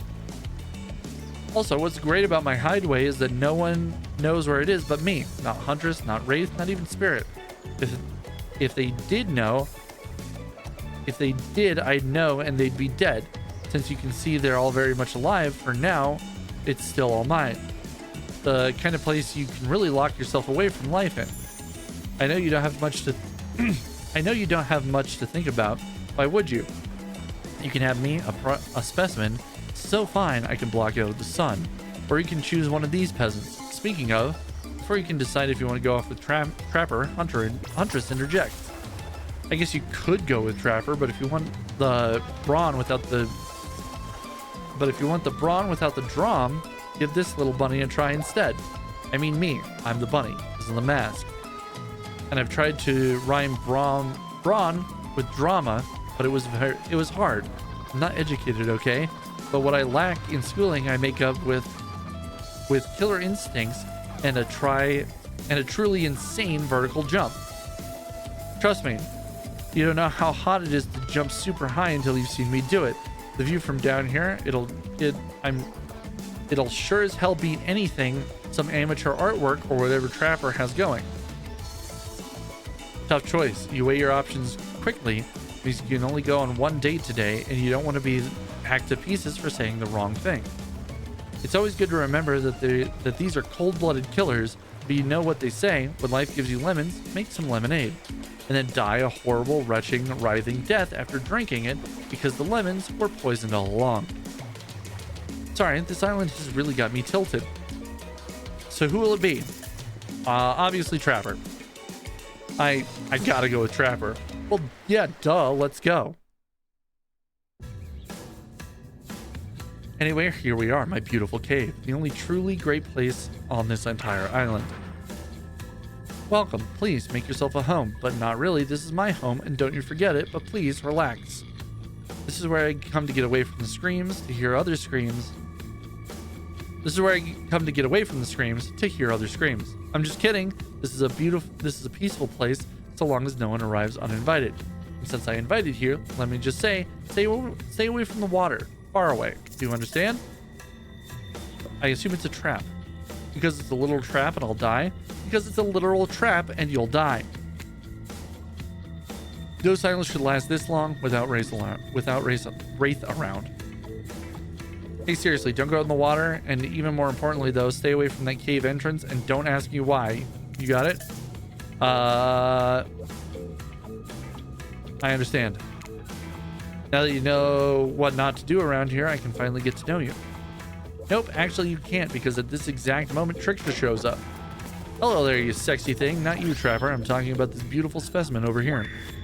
Why are you here? Why don't... And I don't just mean my secret spot. Why are you literally here on this island? Obviously for the same reason we all are. I think. Maybe. Actually, I have no idea why I'm here. I better ask Wraith what's going on. He probably has all the answers. Why does answer have 2 R's? Anyway, I was saying something. Oh yeah, I went to find love, same as you. I don't know, sounds like a legit reason. What do you say, Pythus? You want to find love with me? No, I'm here with Trapper. I'm not interested. I'm not interested, Trickster, and I demand that you leave this cave immediately. Why? He's a phony. I'm loyal to Trapper. I choose Trapper for a reason. And the reason is, it's quick thing. You've got some decent options. The muscles, obviously. His mogul status. His can-do attitude. By can-do, I mean can do several unspeakable acts of horror in a row without losing his breath. All good reasons. It's none of your damned business, Trickster. Trickster, since you've probably never experienced it before, this is what loyalty sounds like. Please, do you have any idea what I've put my agent, lawyer, and personal stylist through, and they've stuck with me? That's loyalty. Find me if you want to know exactly. Finally, if you want to know what it's like to work with a real boss. First slipping out the back of the cave as quickly and silently as he arrived. Hey, look at that. Conflict resolution without anyone getting slashed, bashed, or split in half. Your complete devotion and allegiance to this hulking monster really has brought a sense of calm and purpose to your life. Trapper's happy. At least he might be. He's smiling, but it's unclear if he's a happy smile or an angry rage smile. Then again, it's always the case with him. Well, thank goodness that's behind us, even if the smell of clever body spray is not. Cleaver body spray. None of us are proud of that. Now, if you don't mind, I'm feeling a little stressed out and I hate to be uncomfortable on my own abode. I'll be right back. He's gone. Not sure for how long, though. What do you want to do while you wait? I want to snoop around. There are traps everywhere. He's a trapper. Remain perfectly still. Remain perfectly still, standing alone in this dimly lit cave. Some life you've made for yourself. It's amazing, though, you can stand it all without a backbone, you big baby. I'm sorry. All of this time with Trapper has me talking like him. Trapper's back, and he's carrying an enormous jug of what looks like moonshine. Non-0% chance it's chlorine. Dwight did mention a bottle went missing from the pool shed. Well, do you want something to take the edge off? You want to take the edge off like a skull jammed onto a spike? No, you can't handle moonshine. Nope, that might kill you. Fucking hell yeah, brother. You're damn right I do. A proper drink for a stressful day. I was trying to be polite. Not sure how people actually do that. How'd I do? Did I nail it? Truth is, I didn't think there was an answer. There was any way you'd say yes. I'm actually going to drink the whole thing myself. But I'm quite charmed by your enthusiasm. Trapper begins to chug the mystery drink. Before he can finish it, Dwight and Claudette show up at the mouth of the cave. We are so sorry to interrupt. Please don't kill us again. But we've been told to make a very dramatic and urgent announcement. There's simply no time to waste. We can only make it on the beach, though, which is obviously a very natural and normal thing to have happen right now at the exact moment. We need you to get back to the group. Your story checks out. You and a frustrated Trapper leave his cave. I'd spend all day in the Trapper's cave. Sorry, we have no choice. We had to bring you here. Yeah, someone likes to add the added drama. Oh, damn. Was this a setup? Why is Huntress walking over to you? White and Claudette wisely turn and sprint away before Huntress arrives. What the hell are you doing here? Nice to see you too, comrade. I'm here because I have a proposition for Pythus. Listen, I'll be completely truthful with you. I can't offer you any more love than Trapper can. Only an equal amount of hate. But I can offer you 2 things he can't. The first is fun. He's a miserable son of a bitch. Even here in paradise. Meanwhile, I'm having a blast. You'd be having way more fun spending your time with me. More importantly, I want something Trapper doesn't. A family. I want lots of kids, actually. I'm dying to have many children. Many children have also died to be with me, now that I think about it. Anyhow, if you want that too, you should leave him and come with me. But you must decide quickly. I don't like being exposed out in the open like this. What do you say? Do you want to be with me? No. We've been with Trapper this whole time. We've been laser focused on him. How dare you? I chose Trapper for a reason. I never leave him for anyone. Good answer. So good, you earned one of these. Another gold coin. Oh, gold coin. Maybe there is something about these coins. Are they possibly the only way to pay your way into Trickster's private island? Maybe. Hunter seems less pleased with that answer, though. Very well then, but I promise I will have my vengeance for this slight.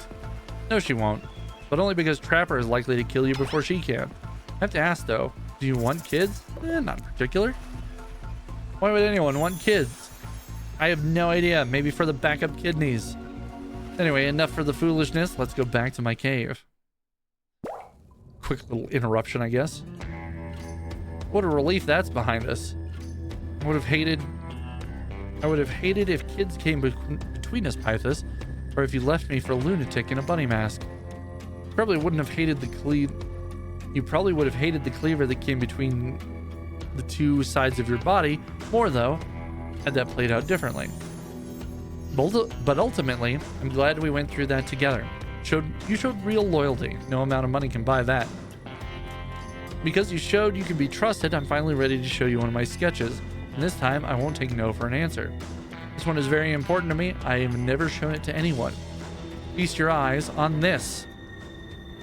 It's a hellbelly. Looks like something a kindergartner would make if they had been blindfolded. Well, what do you think of it? It's something. Wow, what an interesting portrait. Thank you for showing it to me. I really learned a lot about you just now. I didn't draw this. I stole this from Hillbilly. No, he's not on the island. He lost his spot to Trickster. My sketches are actually really good. You really will get to see one soon too, so long as things go well. Quentin and Claudette are back at the cave entrance. We swear this time we're going to tell you the truth. Honestly, please believe us. It's time for everyone to meet for dinner. It's fine. I'm so hungry I could eat another horse. Another? Another like you've eaten one before? Or you've eaten a horse today? Yes. Yes to which one? Exactly. Don't bother. You need to keep on schedule. Hey, Dumb and Dumber, I have a question for you two. So much for the schedule. Yes, sir? Either of you want children? We can't answer that. How could we even think about becoming parents when all we want is our freedom? Whether it's to be the freedom to leave this island or the freedom to die and stay dead. I'll take that as a no on children. Good for both of you. You've just earned yourself a quick death next time. Unless I forget I said this. Please don't. Don't what? Forget. Forget what? Forget this is a nightmare. Now let's eat. What a fun day you've been having. I can see it written all over your face. You're shining, and that's not just the remaining anxious sweat from spending an afternoon courting a psycho killer. No, you're really feeling this whole romantic experience. Don't worry, I'll keep your dirty little secrets. But enough gentle ribbing, it's time to get back to business. All the appetizing singles have arrived for dinner, including Trickster. Faith is here too. We're not going to do the gag where we cram them all on the screen at the same time, so just believe me, they're all here. And they're just as sexy and demented as you remember them. With your love on the line, everyone is being very careful not to offend you by saying the wrong thing. Congrats, by the way, on getting this far. I'm as surprised as you are that these four are falling for you. No, not because of your personality, just because you met them yesterday. However, since Wraith seems to be like the biggest long shot to end up holding onto your heart, he throws caution in the wind and speaks up. It's a pretty small consolation prize for being the least loved killer on Murder Island, but hey, letting them have one moment in the spotlight is the least we can do. Yeah, the QA process for this game probably did not go super hard, you know? And heavens no, they won't do any better than that. I'm sick of watching everyone else gorge themselves while I'm preoccupied with, trying to get to the bottom of this never-ending nightmare. So tonight, none of that. I'm not really hungry anyway, so I say we just do a simple salad or something. The green kind, not the mayo kind. Mayo is gross. I'm fine with just lettuce. It doesn't have to be fancy. Not iceberg though. It has no nutritional value. Letting Wraith choose was a mistake. That's on all of us. Dinner will be served shortly. but certain power brokers would like to know about your day. Would you like to share your day with the rest of the group? You had an interesting day, that's for sure. But how would you describe it to the others? Saying too much or too little, and it could affect your standing with the group. Okay, but don't just sit there and say nothing. Nothing is not an option. Recap your day honestly. We spent a lot of time. It is stop right now. Right now. There will be no recapping of any kind. And Pythis, we'll talk later. Okay. You chose badly. Dwight and Claudette bring out dinner. Everyone eats in silence. No one trusts anyone now, and they are all very tired. Oh wait, no, sorry. That's a dreary supernatural horror thriller set in Antarctica. Not a charming parody dating sim set in an undisclosed tropical paradise. Bony appetite. Does she mean bone? No, almost everything we serve has a lot of bones in it, even the vegetables. Impossible to avoid on this island. Everyone eats without speaking. Tensions are rising, both of the sexual and deadly variety. Everyone finishes. Dwight and Claudette come back to clean up the table. They linger around you as they pick up your plate. Take your napkin, dust the crumbs off the table. What would you like to say to the servants?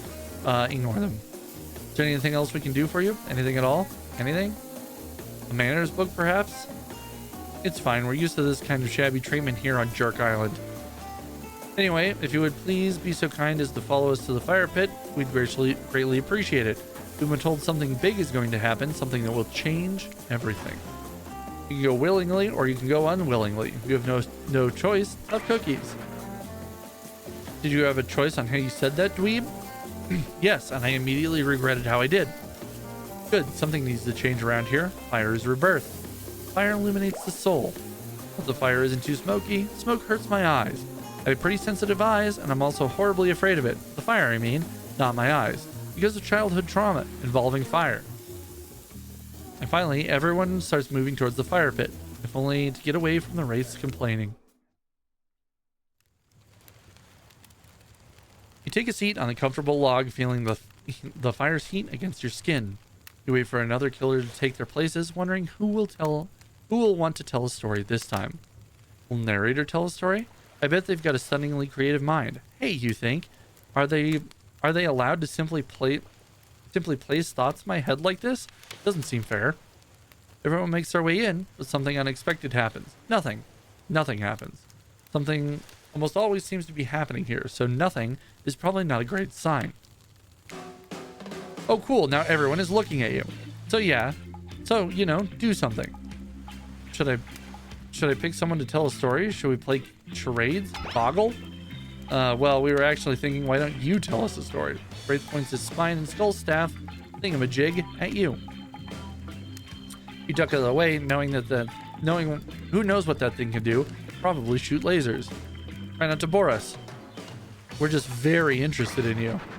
Don't speak for me, Huntress. Now you can't tell if you're warm for the fire or because your nerves are heating up.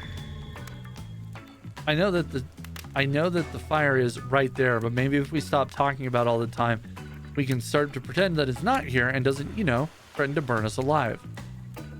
He's not supposed to hear me. Get out of here, Wraith. Pythis was about to make an important decision about telling a story or not. And I'll tell a story. Hell yeah. Sure, I'm game to tell a story. I hope it's a mystery. Okay, so what type of story do you want to tell?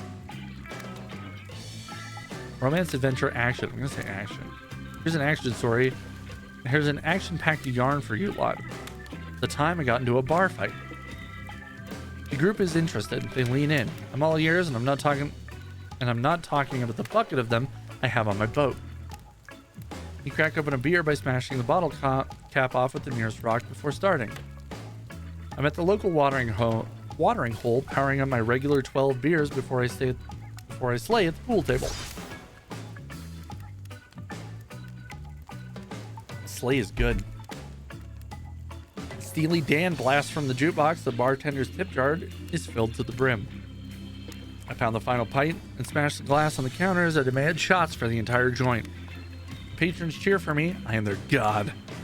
Suddenly I hear the telltale revving of engines outside. Motorcycles. Saloon door swings open. Wait, it's a saloon now? And in walks my arch nemesis, Big Slim, the giant of North Toledo.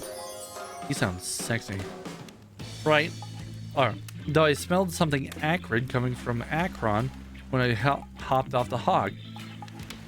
Thought I smelled something acrid coming from Akron when I hopped off the hog, Slim says with a sneer. I get up from the pool. The gal behind me is rubbing my shoulders, revving me up for the inevitable fight.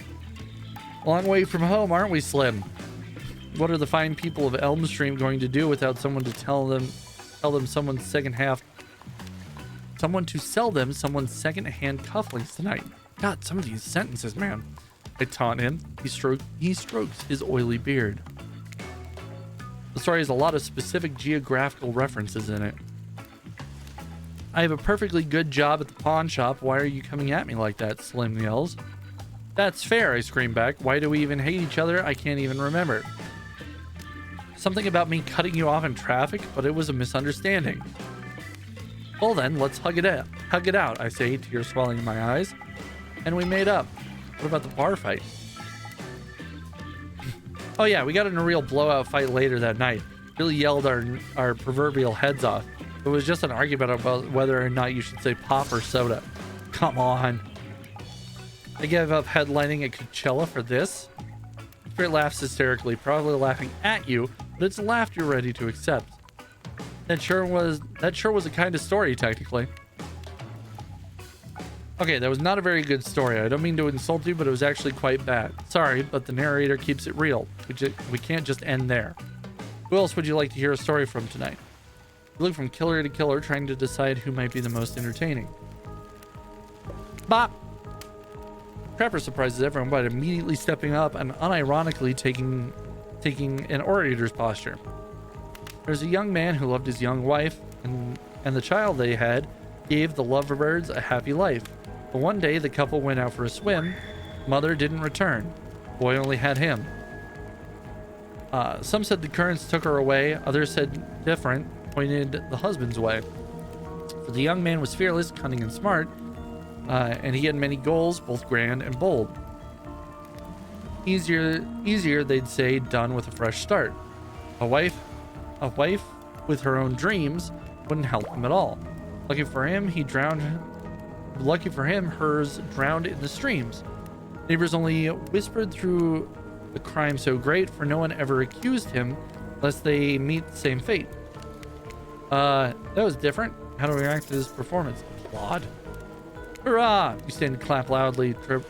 Trickster takes out an air horn and blasts it. Quiet! Pepper is disgusted by your display of joy. Poetry is meant to be perceived internally, not enjoyed. Anyone else exhausted trying to keep up with what makes his killers happy? Yeah, that seems to be really inconsistent. That was story time. A lot of people try to take pot shots at sequels, but I think every good story deserves a follow-up. When you think it's the end, the sequel is almost never as rewarding as the original. That's why I'm much more a fan of episodic style of storytelling. Knowing it's a series takes a lot of pressure off of any individual installment and builds a greater sense of community between audience and creator. Tell me, Pythus, if you could delete any sequel from existence, what would it be? Don't answer that. We don't actually care. We're just here to make sure that we seamlessly move on to the next segment of the evening. God forbid my small talk get in the way of romantic twilight moment. Dwight, I'm gonna need you to shut your yap trap. You know that we need to get back to that thing we do whenever we're not on screen. Okay. Have fun tonight and try not to wink wink end up dead. Did you just say the words wink wink out loud? What kind of double entendre are you getting at with the end up dead thing? Dwight is physically incapable of winking, not since the accident. And you do know that all of these people are despicable criminals with double-digit kill counts, right? Well, except for the spirit, she doesn't really belong here. She's strictly a victim and not a perpetrator. No wonder she's pissed. Did I hear somebody trash-talking spirit? Deal me in. What do you say we take this talk to the hot tub? We can soak this bod while roasting that ghost with some killer hot takes. Please, enough of the burns. Please, enough talk of burns. The things that are lit are getting blazed. It's enough of these activities have to be set next to a literal fire. Must I be surrounded by figurative flames as well? And if we turned and ran as far away from this place as we could, just you and me. On those spindly legs, you'd probably tire before you got too far. If it's running away from someplace more secluded, Pythus if it's running away to someplace more secluded Pythus is after, they should obviously join me. Have you seen these legs? Pure power. Not that my walk speed really reflects my giant stature. That's because I choose to move slowly for stealthy reasons. It's my own choice and completely logical. Why is everyone so obsessed with comparing themselves to each other and creating drama? I'm so over all that. Don't you get it? Society wants to trick you into fighting with each other so that corporations can swoop in and sell you fake solutions to all your fabricated problems. Too real. I'll be sitting in the shade and drinking something locally sourced while thumbing through a public domain novella printed on recycled paper because I refuse to play their game anymore. It's like she's actively trying to be as unappealing as possible. Does it really turn anyone on? Does it really turn anyone else on, or just me? Despite Trapper's insatiable appetite, it seems his attention, along with the attention of everyone else, is still on you for the moment. If you could, I don't know, just pick one of us, maybe we could all move on with our lives, or, you know, some special projects we might have going. You heard him. Who will it be? Who will you head off with for an evening activity? I'm just saying, you may not get a ton of chances to date around like this before your time on Murder Islands comes to a close. And no, I'm not satisfied with that name either. But with this streaming reality TV dating show boom happening, it's pretty much all that wasn't taken. Which killer would you pick? And yes, we'll be excluding Trickster because, that guy. I'm glad you finally decided to take this seriously and make an effort. Don't disappoint me. Or do. My fish haven't eaten in days. Has he ever mentioned having a fish before? Before this exact moment? You arrive at the pool and find that no one else is in it. The two of you seem to have it all to yourselves. Oops. On the wrong screen for a moment. Why is the water in this pool always a little warm? Trapper laughs. I have no idea. Now, you know why I chose this spot for us? Refreshing jip? Cannonball? It's another test? You're testing to see if I'll pretend to be happy while sitting in a pool used by cretins. Why would I do that to you? Survival? If I didn't know that by now, I'd already be dead. Nah, you're right. No, seriously, I've been trying to find a reason to kill you for 2 days. You keep just managing to avoid your own annihilation and having to start this whole ridiculous thing over. Great job staying clear of that fate so far. Actually, I brought you to this pool for 2 reasons. First is to ask you something important. Would you like to spend an unforgettable night with me? Maybe, maybe not. Slow down, big guy. I guess we'll have to see where things go. Hopefully they'll keep pointing up. Yeah, I get it. I get it.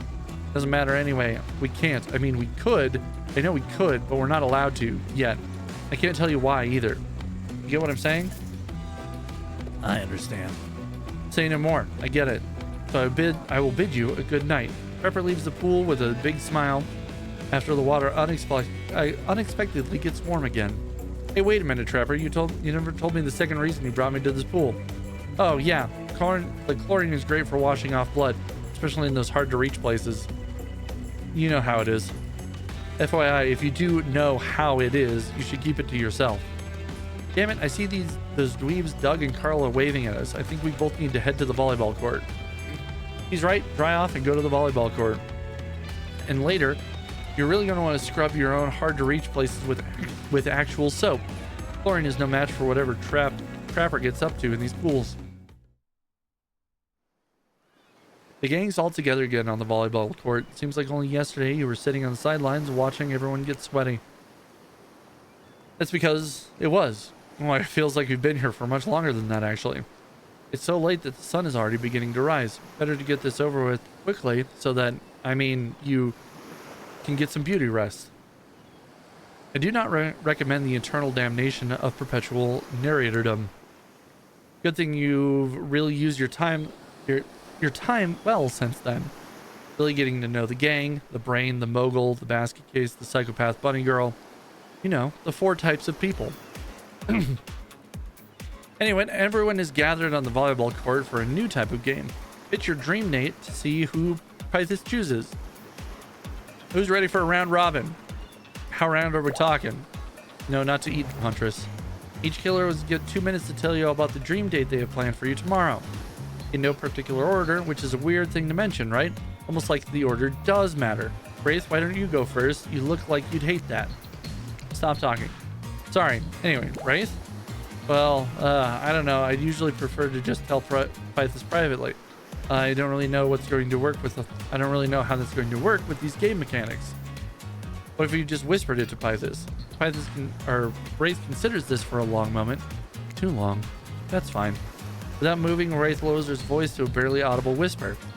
Tomorrow, you have to find my bell. And then I can finally tell you about what I've been working on. It's going to be really special. The kind of thing where we can really bond. And maybe finally get off this island.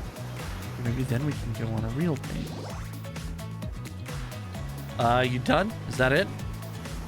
Wraith nods. Proud. It is, Spirit. Figuratively, damn it, Dwight, you gotta watch your words with these people. Tomorrow, you'll spit in the face of God, die, and be reborn anew. That's it.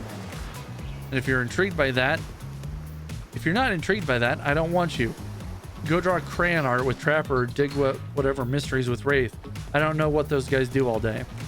You want to at least specify which god you'll be spitting in the face of? All of them.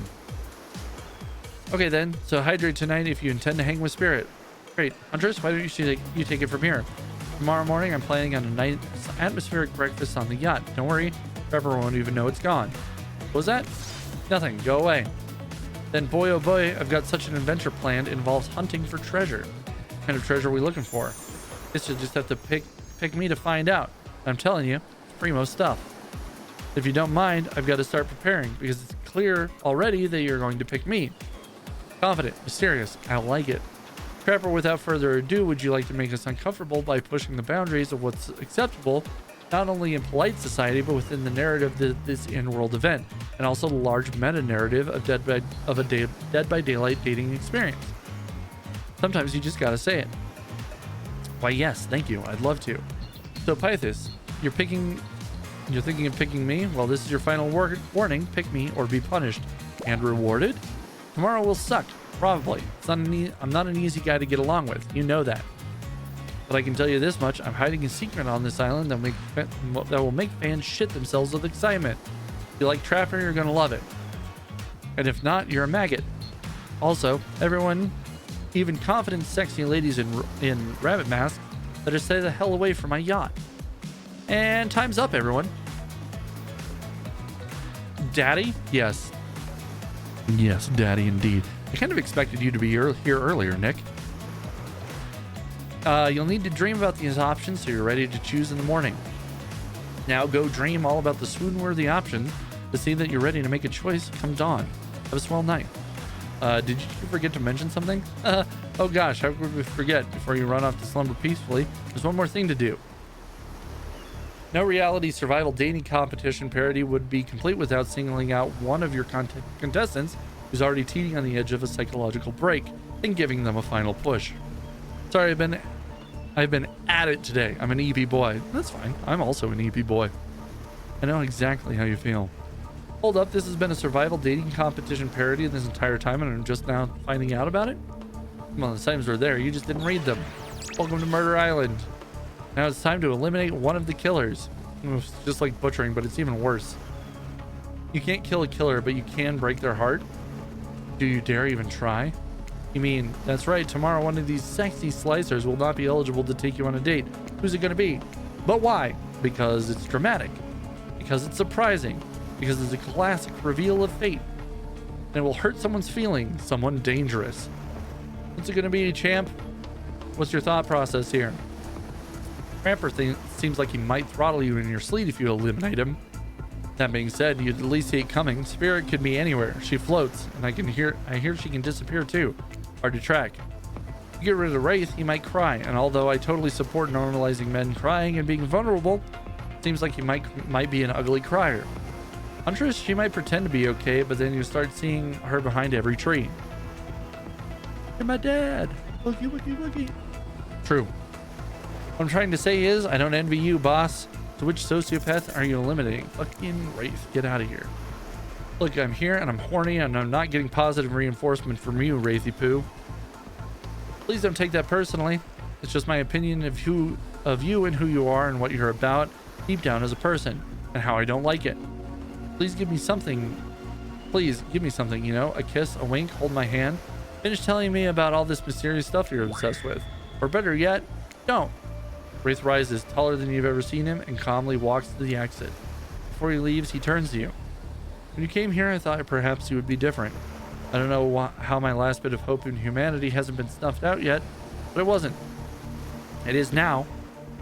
You are just like the rest of them, and there's no hope or hope of goodness here. The only thing I can do is try to escape, or burn everything and everyone to the ground. He leaves. Pretty badass exit. Was not expecting that. Now that you've broken the heart of someone heartless, you should go and get some shut-eye. And don't worry too much about the broken heart you've left behind, because of course you'll be receiving a consolation prize. They might not get to go home with Pythis when this is all over, but they'll never sleep alone again. That's right, we're sending your eliminated player home with Trickster Body Pillow. Our own mostly new Trickster Body Pillow. The next best thing to real Trickster. It might not hug you back, but it definitely won't try to stab you. And how do we know? Because I've tried it. That's right, it's Dwight tested. This is not a real thing you can buy, by the way. I looked. Hope you sleep well tonight, Pythis. You're my hero for what you've accomplished. How can you sleep tonight knowing what you've done? Not because of the guilt. I mean knowing that there is a legit homicidal maniac who hates you so close by. How can you sleep tonight knowing what you'll do tomorrow? I don't know how you'll do it, but you better go before Dwight and Claudette come back and put you to sleep themselves. You know those two. Schedule. All right. Wow, what a crazy way to end the day. An elimination? I didn't even know it was that kind of game. Let's check in with everyone, especially with our loser. Everyone deserves a send-off. We'll see how things go tomorrow. I suppose. I'm not expecting anything. I tend to shut my mind off during hard times. I know I seem all excited and devil may care, but the truth is, I'm really a pessimist at heart. That tends to happen when your mother is skewered by an elk when you were young. Yeah, how'd you know? Wild guess. It's also the only thing you talk about. Well, if you'll excuse me, I saw a raccoon over in that tree and I'm feeling peckish. I know I said some things with Pythis kicked me to the curb, and I just want to say I'm embarrassed for how I acted. Not what I thought I'd say. Not what I said, though. I stand by it. I want everyone here to burn. I'm not sure what's happening. My only goal in life is to hurt people and then kill them. But for some reason, I don't want to do either to Pythis yet. Feels like witchcraft. If it is it witchcraft? Probably witchcraft. At least there's still plenty of time for things to change. Lots of ways for Pythis to piss me off tomorrow. Still plenty of time. Gonna stay up tonight sharpening my cleaver just in case. Did I think there was a chance I might get eliminated? Yeah, I did. Did I care if I got eliminated? Not a little. Does the volume of words I spend talking about how much I don't care about things signify a deeper yearning within me to be seen, heard, and validated by those around me? Nah. What, you're not a part of this? You don't get a confessional. It's cool, man. I'm not a part of anything, you feel me? I'm just a cog in it. I'm not a cog in anyone's machine. I'm my own machine. This whole thing is pretty cute, though. Charmingly low budget, old school marketing vibes. Not gonna lie, kind of wish I wasn't so busy right now. I'd definitely be down with the real reality show style dating competition with survival elements. But I got my new album, upcoming tour, finalizing the sneaker line, producing a limited series on my life, starting a new social media NFT crypto app, and doing all these private gigs over on IP Island. My dudes, you gotta come check it out. IP Island, it's dope. Where the real killers are hanging out. Fully licensed, no legal drama, lawyers, take a hike. I'm gonna tell everyone the Trickster said that about them. Don't worry. I'm talking your favorite established characters from all over pop culture that can't be seen on this island. Hell, you probably can't even mention them. Like Ghostfit. You can't say that. Look, we get it. You're very popular and in demand, but we have a game to get back to, and we don't want to get sued. Ghost face. Come on. Whatever, I don't even care. I'm the trickster. See you around by this? You too, narrator. I have a name, you know. You do? Yes. Seriously. You do not pay me enough to deal with you people. Is it my turn? What? No. No, it is not your turn. You're sentient water. How are you even sitting in that chair? What's a chair? It's the thing you're getting all wet. Now it's gonna smell like mildew. Okay, rude. Fine, let's just get this over with. It's your turn, Ocean. Do your check-in. Check-in? I was looking for the bathroom. Bathroom? Are you serious? It's down the hall to the left. It's okay. Never mind. Never mind? What does that even mean? No, not you two. Not you two. This isn't meant to be a confessional time for literally every character in the game. It's okay. We don't have to confess anything. We've been working our asses off for 2 days straight and just wanted to sit down somewhere. This chair is wet. Yeah, I think the Ocean just peed on it. How is that You know what? I don't care. You two are looking pretty pleased with yourselves. I got something to confess. But great, what's it gonna be? You ate glue in the 2nd grade, you cheated on your algebra test once. Watching Wraith get eliminated was the first time in this unending spiral of pain that my life has ever felt even a modicum of joy. Has anybody heard of this little thing called Twitch Prime? Nick, thanks for the Bezos bucks. I appreciate it. Thank you for subbing. Every minute that I'm alive is a nightmare. This place, the sun, the sweet sugary drinks. It sounds fun for a long weekend, but for an eternity? The unrelenting rhythm of the crashing waves and the wailing seagulls. It's like a crescendoing song of evil that makes me question the very foundation of the universe. Why am I here? Why are any of us here? What is the point of being? What kind of sentient being would do this? Please erase me from this existence. Make it so that I was never born. Pull the plug on this experiment and let my soul be free. And please, please get me out of this polo shirt. Okay, let's get you to bed, buddy. I don't want to go to bed. Going to bed means eventually I'll have to wake up. Yikes, huh? What a weird way to end. Oh, well, what are you going to do? You get the camera rolling long enough, someone is bound to say something crazy. Anyway, seems like everyone's had their shot to annoy me tonight, so let's hit the hay and get some rest. Tomorrow's going to be a doozy. Really excited for that. The soft sunlight warms your skin, nudging you awake. Also, you're using a killer crab as a pillow, which it is sort of okay with. What's that? You don't know about the killer crabs? Oh, right. You didn't go on that huntress date, and you really missed out. It was thrilling, or I guess it would have been. You'll have to play the game again to get that reference, I suppose. You pull on your beach attire, splash water in your face. Dwight and Claudette approach. Is that look on their face excitement? Terror? You notice your stomach flutters with butterflies. Someone's in love. Or you've been infected. You've been infected? Jesus. Infected with zombie butterflies in your sleep. It has happened somewhere. It has happened here before, but it's probably the love thing. I've been downing water this entire time. It's time! Claudette gestures over to the beach where all the killers all stand flanked by tiki torches. It's a scene very reminiscent of a TV show you used to hate watch with your ex. Suddenly the message is clear. You're going to declare your affections for a killer in front of the several other killers. Hey, isn't Trickster supposed to be here? We paid him good money to make some half-assed cameos in the show. I'm going to chew his agent out. But before they walk over for your big moment, a little birdie told us someone in particular has an extra strong crush on you. And another little birdie reminded us that you've been kind of a dick since you got here, and we'd reserve the right to withhold that information, even if it leads you to making a terrible decision that gets you murdered. So are you ready? Of course you're not. But too bad, we're on a schedule. We have kind of been dicks to them on purpose. Make your way over to the row of hotties. Claudette and Dwight stand off to the side, hands behind their backs. It's been quite the 48 hours, but there are clearly sparks in the air. I'm not just talking about this rusty chainsaw, though I do recommend staying away from those sparks. It's time for the newcomer to confess their love. Wait, I have a drum roll for this. No, you don't. But who cares? Pythis, who do you choose for your solo date? Can we at least do the flower thing? Dwight, I thought we agreed to keep that between us. No, not that flower thing. The thing where the suitor gets a flower is a symbol of the contestant's love and affection. Oh, right, I suppose, but no roses. They're such a cliche at this point. Well, that's good because I tried to pick a rose and I got ouchie. And I got an ouchie, so I settled for these. Aw. Beautiful. You've done good, Dwight. That's a lovely bouquet. I hope Dwight saves some of these for Claudette. They're a thing, right? You're getting that vibe too? Just me? Sorry, I've got other things to think about right now. Pythis, who do you select to receive these flowers and spend the day with you today? Trapper, obviously.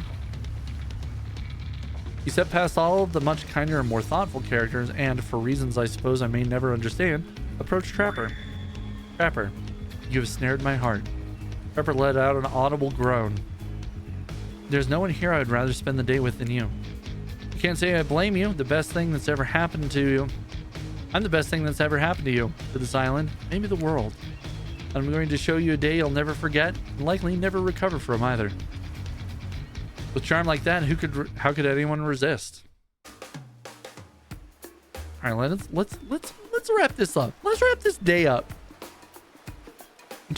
You walked to Trapper's cave with him. Getting deep into Trapper's cave. There's nothing I value more than loyalty. It's such a rare quality in a person. Maybe the rarest. You really are a truly loyal person. To reward your loyalty, I'm going to tell you something I won't tell anyone else. If I offer you a chance to hurt somebody today, be very careful who you agree with, who you agree to hurt, and who you don't. Everything depends on that. Also, I'm going to spare you the indignity of playing a stupid game. Talking about our feelings or accidentally getting yourself killed. Loyalty deserves that much. We've already had a chance to get to know each other for a little bit, but I think we have some work left to do today. So I'm going to ask you an important question, then I'm going to let you ask me one. What is it that you desire most from this island? Love, power, escape. Definitely not escape. Trapper loves being in charge here. I think he's pretty indifferent about the love thing. I'm just going to say power. I want to stand above, nay, on top of everyone else. Noted. Okay, now you can ask me one thing. What do you want to know? What he wants in a partner? If he's hooked up with any of the other killers, to learn about his family. He hates his family. What are you looking from the significant other? Partner in crime. And maybe a business partner as well, which also would include a lot of crime. Excuse us, sir. We've been here to remind you about the thing. You can't go to your special place until you handle it. You know, the thing you've already... the thing you have already been spoken to about. Ah, shit. The thing. Yeah, right. All right, I'll do the thing. Look, Pythis, I got in a little bit of trouble. Apparently spending time with me isn't fun, as though any of this is supposed to be fun. You're on Murder Island. Why would that be fun? Why would that be fun? But for reasons I can't begin to comprehend, apparently the other killers let their dates actually have some kind of juvenile wheel-spinning playtime. And I'm supposed to do the same today. If you ask me, it's total bullshit from a power-hungry boss who can't get his own way. But there's nothing I can do. So, you're going to play a little game. Around this island, there are some bear traps. A lot of hidden bear traps, actually. Some would say too many bear traps, though some are wrong. Your job is simple. Spot them all. Run around, sing a song, skip or dance or whatever. I don't care what dumb stuff you add to this. Just make sure you catch every trap. Got it? Good. Spot that trap. Ready. Oh. Trap. Trap. Trap. Trap. As long as we hit the red, we're fine. Whoop-de-doo, you did it. Was it perfect? No. Was I expecting it to be? If I'm honest, no. If I wanted perfection, I'd have done it myself. Now, can we go to my special place? Go to your special place. Yes, and remember to have a really good time in there. Seems unlikely, but sure. You enter Trapper's secret cave. The water shimmers, casting a long shadow along the wall. Don't forget about the water. I'm now going to take you somewhere I've only ever taken one other person. This is the most intimate thing I can think of to do with another person that involves wearing clothes. Well, with clothes, but without murder. I hope you appreciate the trust I'm putting in you now. Trapper walks over to the barricaded section of the cave wall and starts ripping off the secured boards like they're popsicle sticks. It's pretty hot, right? It's okay to admit it's hot. He's a rich, sentient piece of marble, soaking it like blood on a carpet. This tunnel is very important to me and my family. Would you like to see it now? Yes. This is the most exciting moment of my life. Calm down. Me, the Trapper, is inviting you into a dark, sinister tunnel. You should be a little less eager. Don't be stupid. Stupid is a really big turnoff. But it doesn't matter, we're going in anyway. I just have to lower my opinion of you now. Not great. Be prepared to enter the special mysterious tunnel.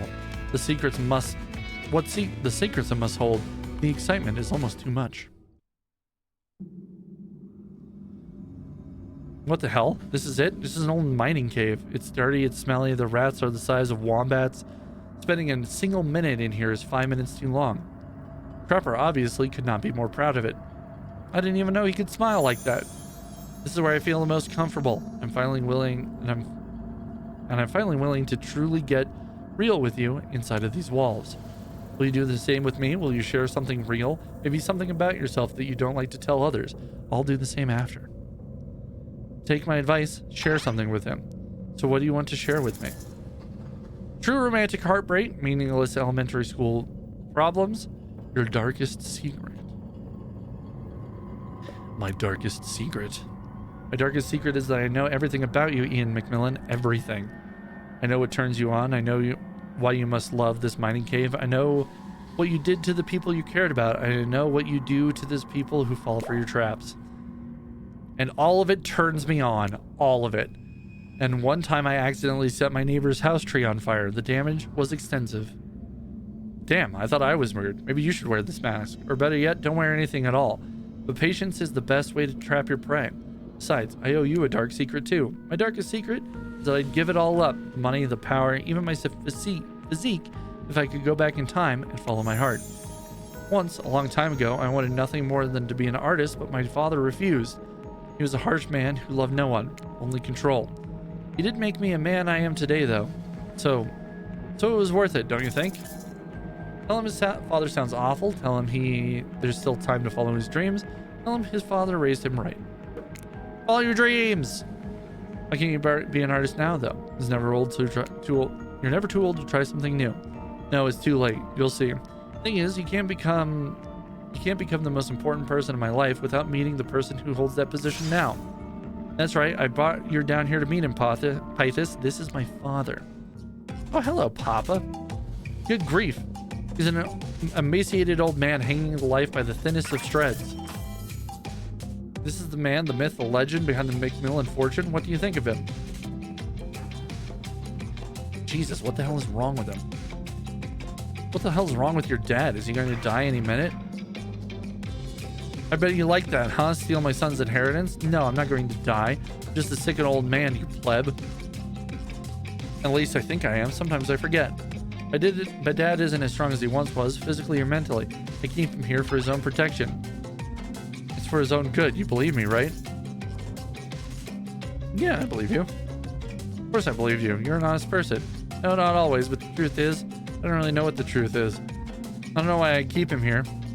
It does keep him safe, but I'm not exactly feeding him or taking care of him. I love my father, truly.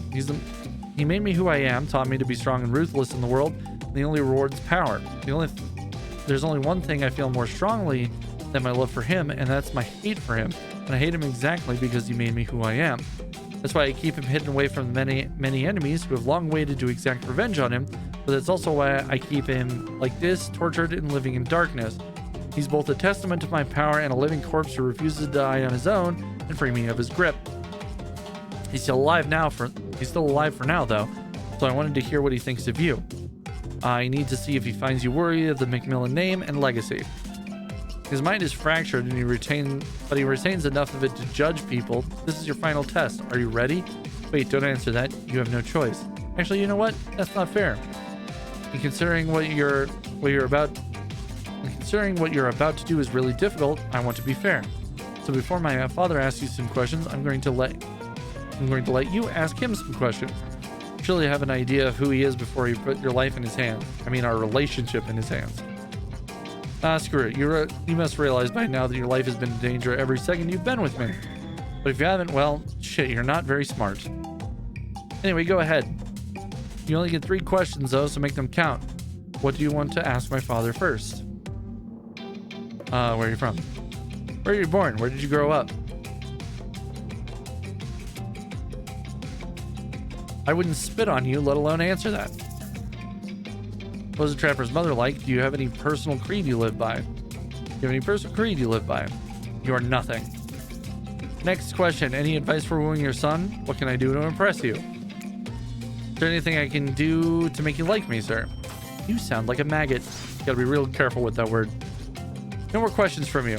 Well, that was fun to watch. On this island, we call that a full Father Macmillan experience. I hope that was as illuminating for you as it was meant to be. It was necessary, though, trust me. Still, I would like to apologize. Usually my father is much meaner. He must be going soft. Maybe he's just having his best, most honest self for his questions. Hey, Dad, it's your turn. You can ask Pythus anything you want. Now, Pythus, answer right, and we can take things to the next level. Answer wrong, and well, just answer right. Go ahead, Father. Would you ever let someone stand in the way of what you want? Never. Good answer. What do you truly want from my son? A partner in crime. Do you mean that literally or metaphorically? Literally. Good answer. Would you ever hurt my son? Physically or emotionally? I don't even know that I could. No. Is that because you're a damn fool or a coward? Those aren't very fair options. Did you just use the word fair in front of me? I'll mark you down as a fool. But a fool can still be useful for a time. What I want to know is whether you're a coward. Are you? Hell no. Good answer. Maybe you're not a complete fool. Now for the final and most important question. I want to hear embarrassing stories about my son as a baby. Or we can say yes, Trapper goes into a rage. No, damn you, Father. Turning me into a monster wasn't bad enough, so you have to embarrass me too. Back into the darkness you go. No, I don't like the dark. It's cold and the rats have started to unionize. I have a giant surprise for you when we get back. Huge. Now that he's gone, what do you want to do while you wait? I stand perfectly still. This place is still full of bear traps. Trapper returns, but he stands in the shadows where you can't really see him. I'd be ready for your gargantuan surprise. Hey, yo. I mean, he's not wrong. Hold on. Wow, that is definitely the smallest Speedo he can possibly pull off without us getting an adults only rating. Then again, you're not really an adult. If you're really not an adult, what are you doing playing this game? You should probably say something. What do you want to say? Finally, let's fucking do this. Finally, why do you think I've put up with 3 days of tedious bullshit for this moment? It's go time. Trapper turns out all of the lamps. Unfortunately for you, legally, we're not allowed to describe the noises that are produced from this cave over a period of time that can best be explained as uncomfortably long. But we definitely can't show any of it. People would go blind voluntarily. Knocked boots so hard we woke up in an entirely different part of my private cave system. Yeah, that was good. Obviously it was great for you, right? Yes, it was. Hell yeah. Trapper Pythus, the time has come. Return to the beach. You have no idea how close I came to killing you both. You're lucky I'm in a very good mood. Damn, this is it. Welcome back to where it all started. And where it's all going to end, one way or another. There's also a third way it can end, but you get my point.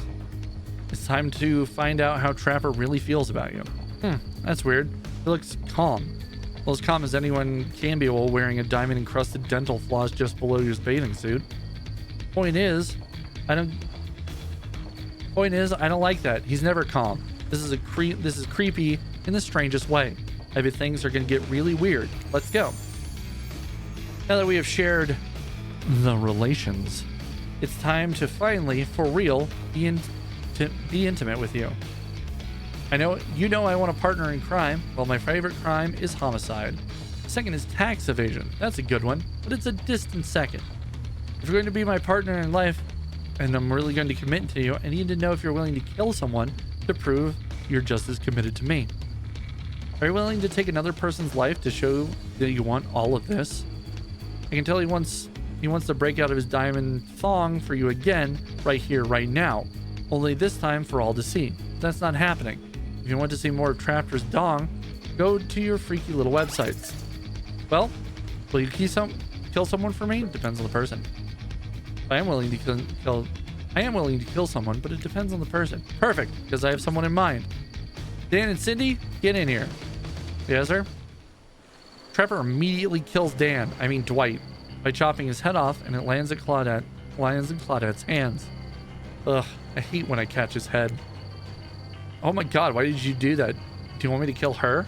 Her? No, that was just for fun. Don't worry, they'll always come back in the next morning. I still need your help though. You, Charlotte, you mind bringing him here, right? Yes? Good, now go get him. Go get my father. Shit's about to get real. I hope you've been paying attention. Claudette wheels Trapper's father. He looks afraid. I told you I hate my father and I can't bring myself to kill him, even though all I want is to be free of him. So I want you, the only other person I care about, to do it. Will you? Will you take my cleaver and kill him for me? Hell yeah, brother. Yes, I will kill your father. You will? Wow, I guess there's only one thing to say then.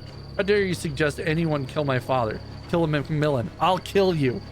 Wait, it can't end like this. This was an honest to goodness the last trap you needed to avoid in this entire ridiculous endeavor. You're at the end right now. Fortunately, there's good news. You can buy your way out of a mistake if you have enough gold coins.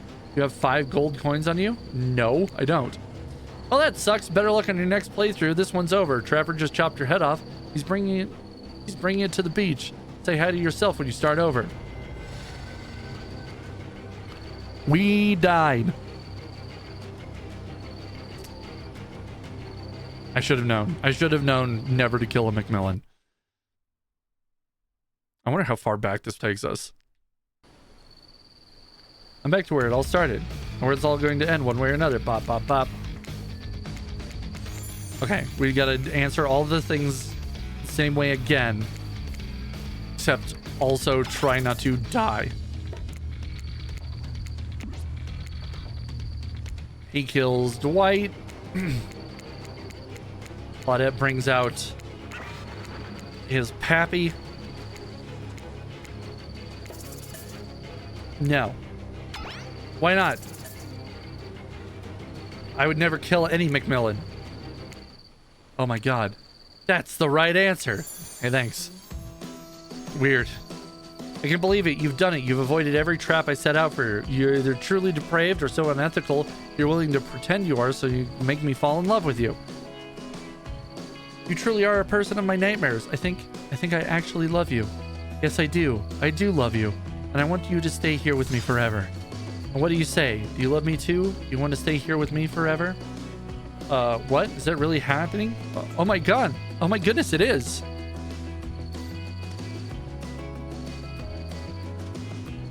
Okay, I will. Thanks, Lily. Do you want to stay here with me forever? Yes, I love Trapper. I love you too. I want to stay here with you forever. Trapper chops off Claudette's head and hands it to you. Take this as a token of my love for you. This head, the one and everyone after it. We'll bury it in the sand together.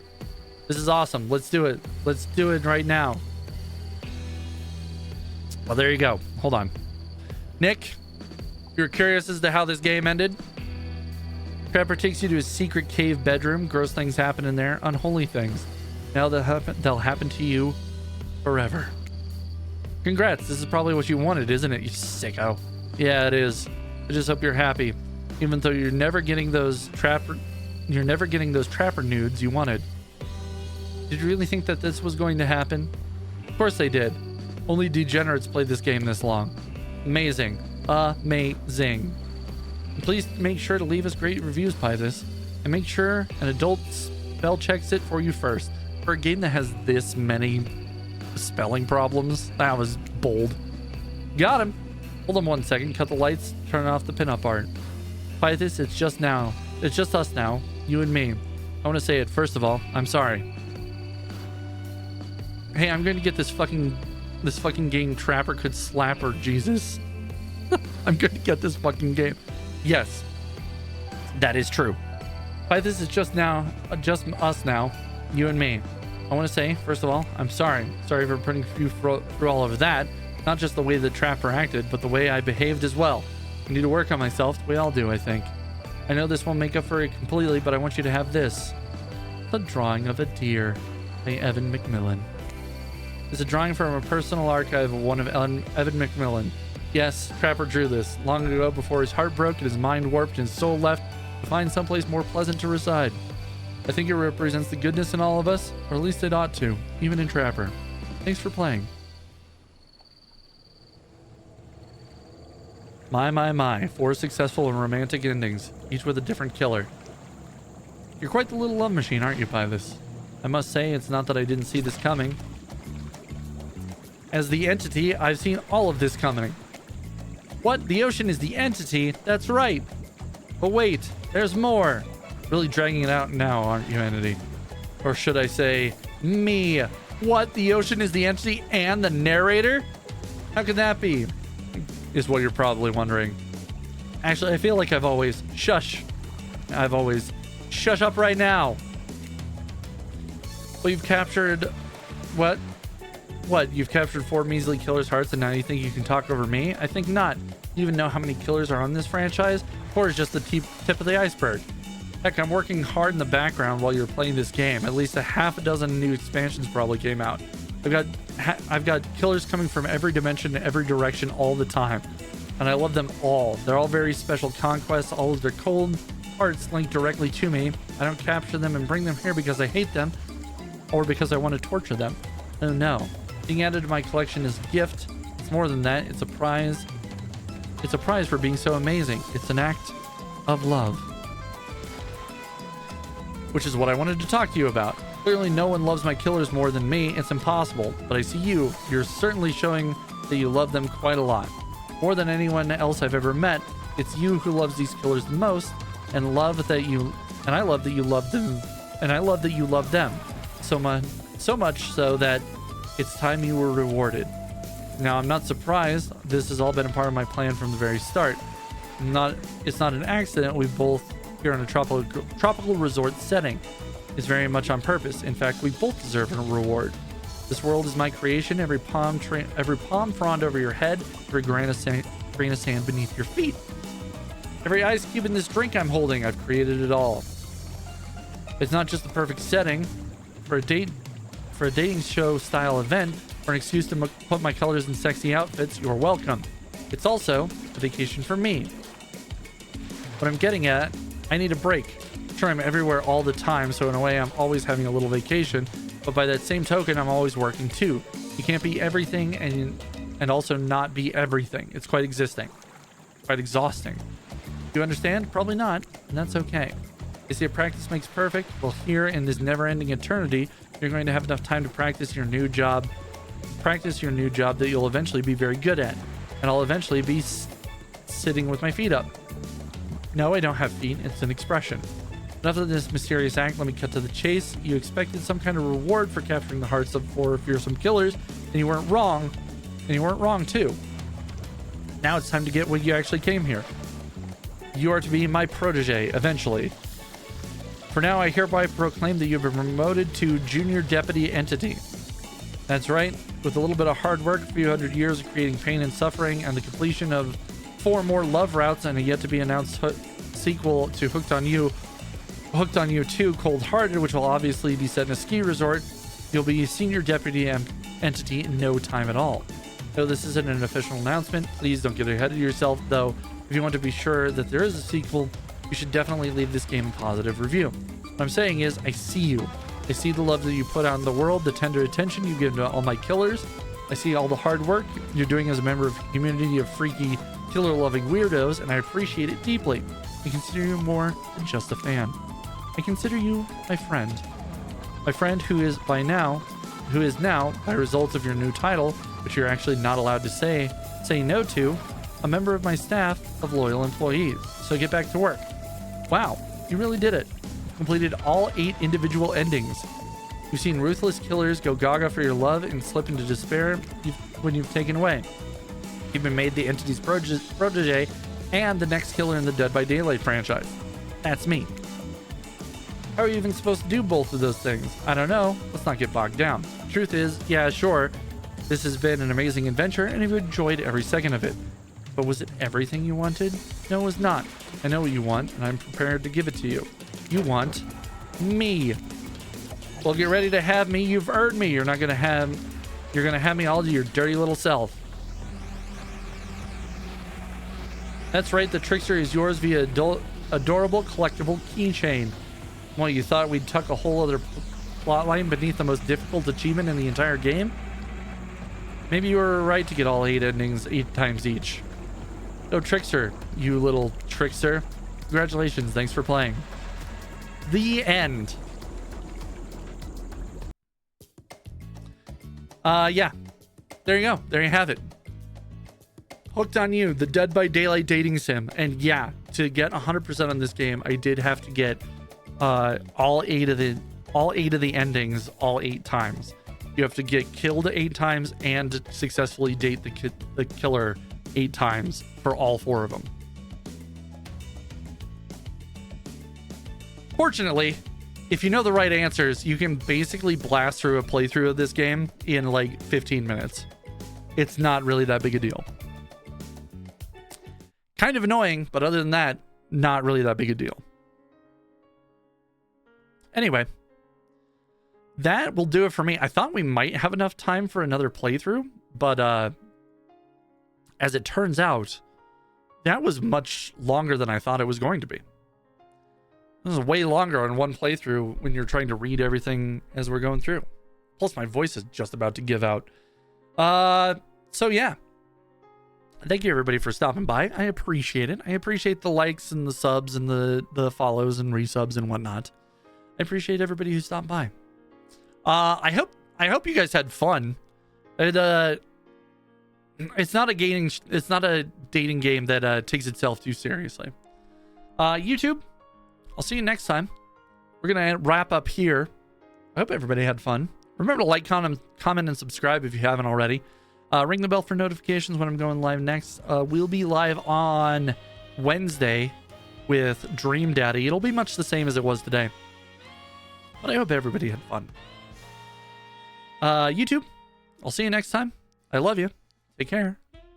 Bye-bye.